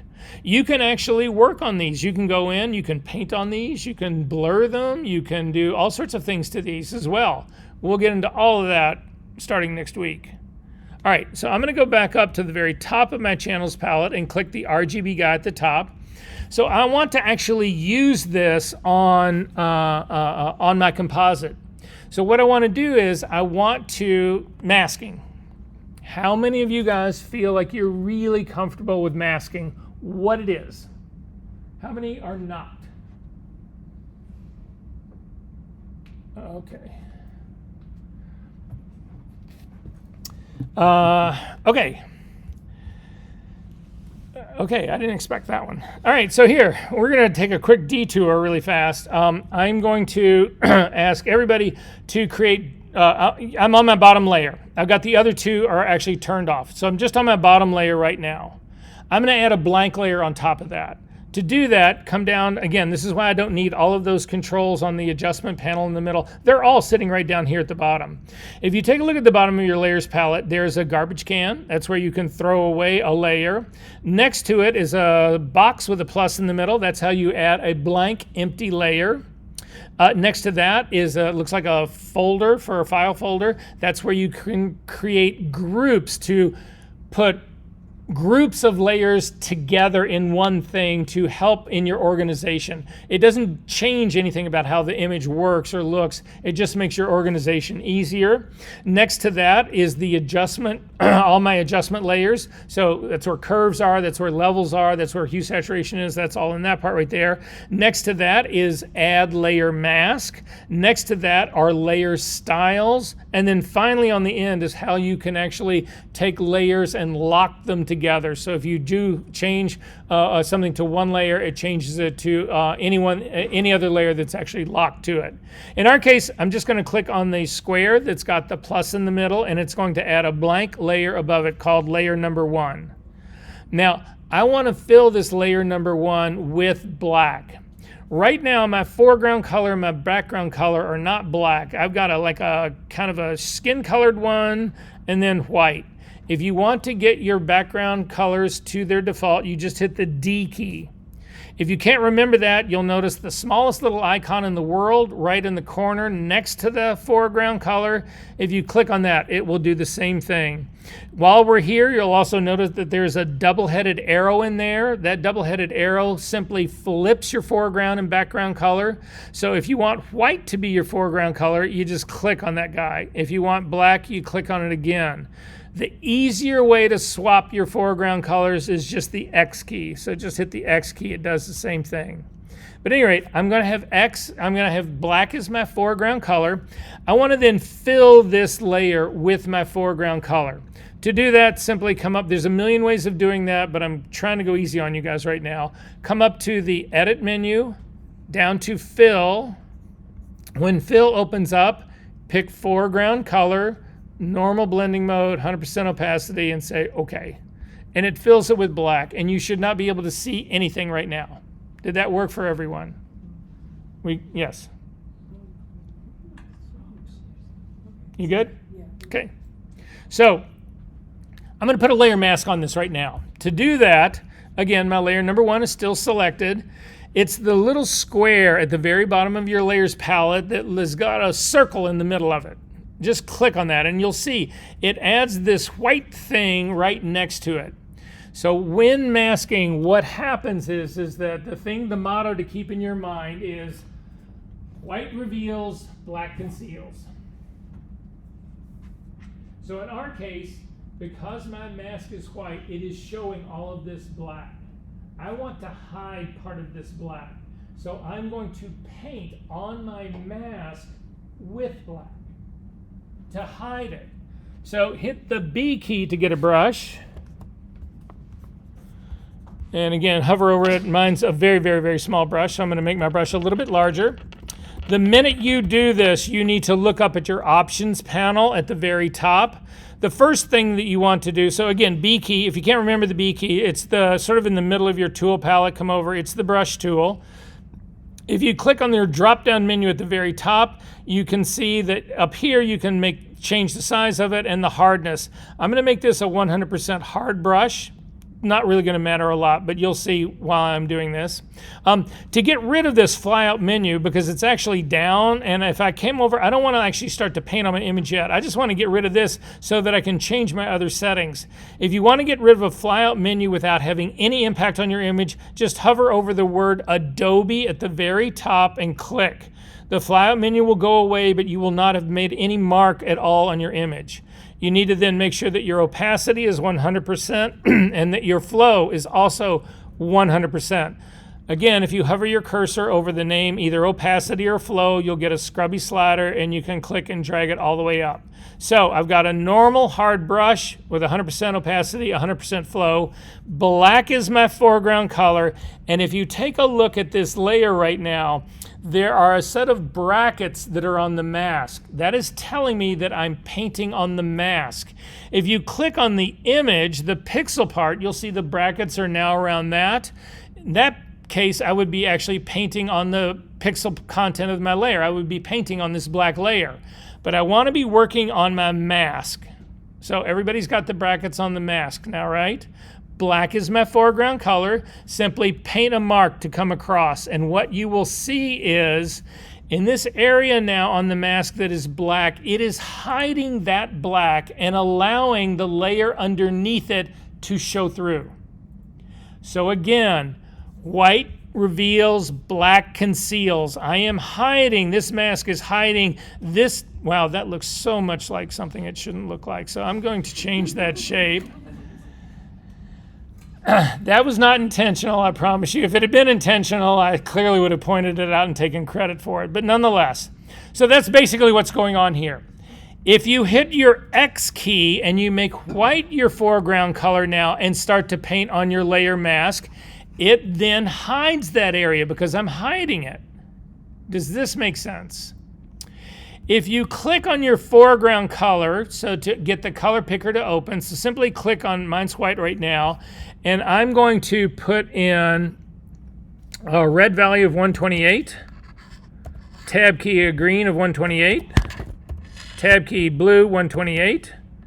That is a middle gray, and that did not do that at all. That's, I'm typing in web safe colors in the bottom. So let me try that again. 128 for red, tab key 128 for green, tab key 128 for blue. That gives me exactly a middle gray. Now still working on my layer mask, type in gray, and you can see what this does is it only hides half of the image. It is hiding half of the black and showing half of the castle underneath it. So when you do this kind of work, you actually, again, black will completely hide something, white will completely reveal something, but you can have shades of gray in between that do a bit of both. Does this make sense to everybody, what's going on here? So maybe another way of actually looking at it is click on, make sure you're still working on your mask layer. No, I'm just going to leave it at this part. I'm going to leave it at this part right now. Pull up the color picker again. you just click on the foreground color or the background color, either one. Okay, so we are going to use this now to show the sky, but then hide that part of the grass. So you can throw this whole layer away. I have 5 minutes to get this done, so sorry. I'm just throwing that whole layer away. I'm going to click on the clouds layer. I'm going to turn the little eyeball of it on. So I'm on my very top layer. I want to show the clouds in this, but I want to hide. The grass here looks like shit. The castle is almost black. I want to hide that, but I do love these clouds. That's what I want to use in this. So to do that, I need to load my sky selection. Now you remember, you saved it already. You made it, you saved it. To use it, go up to the select menu, come down to load selection, and then in the drop-down menu, pick sky and say okay.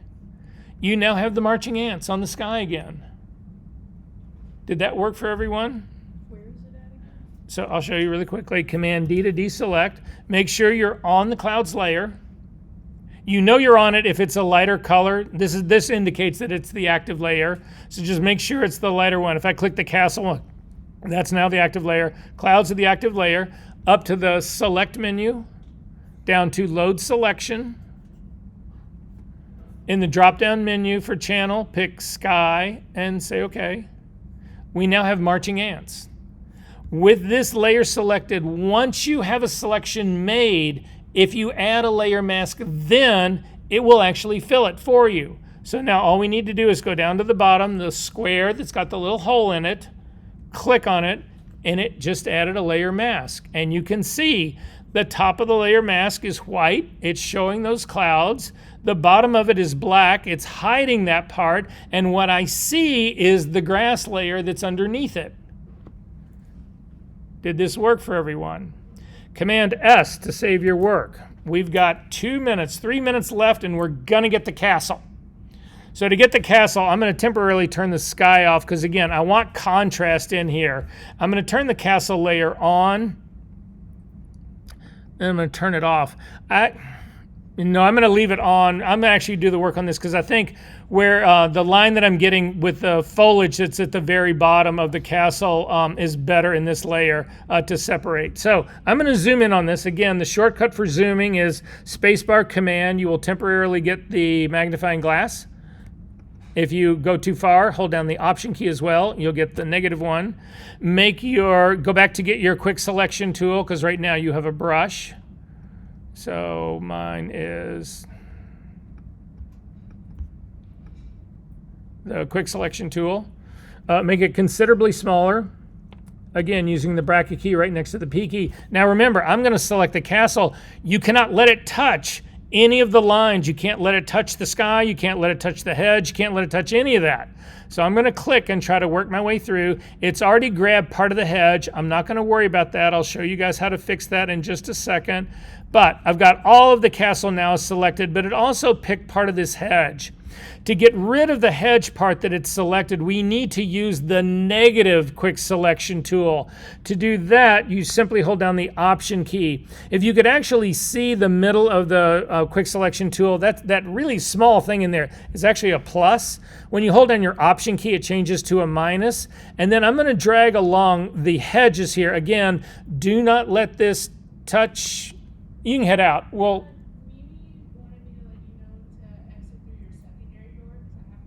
that's fine. We're great. Great, thanks. Again, don't let this touch the top of the hedge, but just work your way through this. Stay away from that. It will find the edge that you're looking for. And that part's done. Make sure you get the little bit right down there. This looks pretty good to me. I'm gonna save it at this. So I'm gonna go up to my selection menu to save this. Click on it, come down to Save Selection, and type in Castle. And say OK. I've still got this selection made right now. I've got my castle layer is selected. I'm simply going to click on this to add a layer mask. And you can see in the layer mask where the castle is white, everything else is black. I'm going to turn on my layer for my sky now. If you want to zoom out but still see the whole image, double click on your hand. You dodge and burn like that using a soft light layer. Good luck. I've got an image now that has 3 copies of my raw data in it, processed 3 different ways. If anybody in this room can show me how to do that in Lightroom right now, I will give you an A. You never need to come back to this class. And I'll kick in $100,000. Can't be done. Guys, this is game changing. You will never dodge and burn the way you dodged and burned ever in your life, especially if it's extreme like this. So one last thing to show you. You look at it and you say, well, sir, this is just too hyper. I mean, look at the sky. The sky would never be that hyper. Click on the sky layer, just make it active, and you'll see that right up at the very top there is an opacity slider on this. If you hover over it with your cursor, you'll get the scrubby slider. Simply click and drag down the opacity and it'll make the sky lighter. Or go in between. Oh yeah, I just want to bring it back. Personally, I like the drama. Hit Command S, and that is your homework. And you're going to turn it in, and you will all get an A on that one. I know. Questions? All right, I know that. Yeah, no, go ahead. So with editing, you never do like Never, ever. You're talking about flattening this? No, because it burns it all in. If you go in really close here and look at the edge, look at how shitty this edge is right up here. We're going to fix this next week.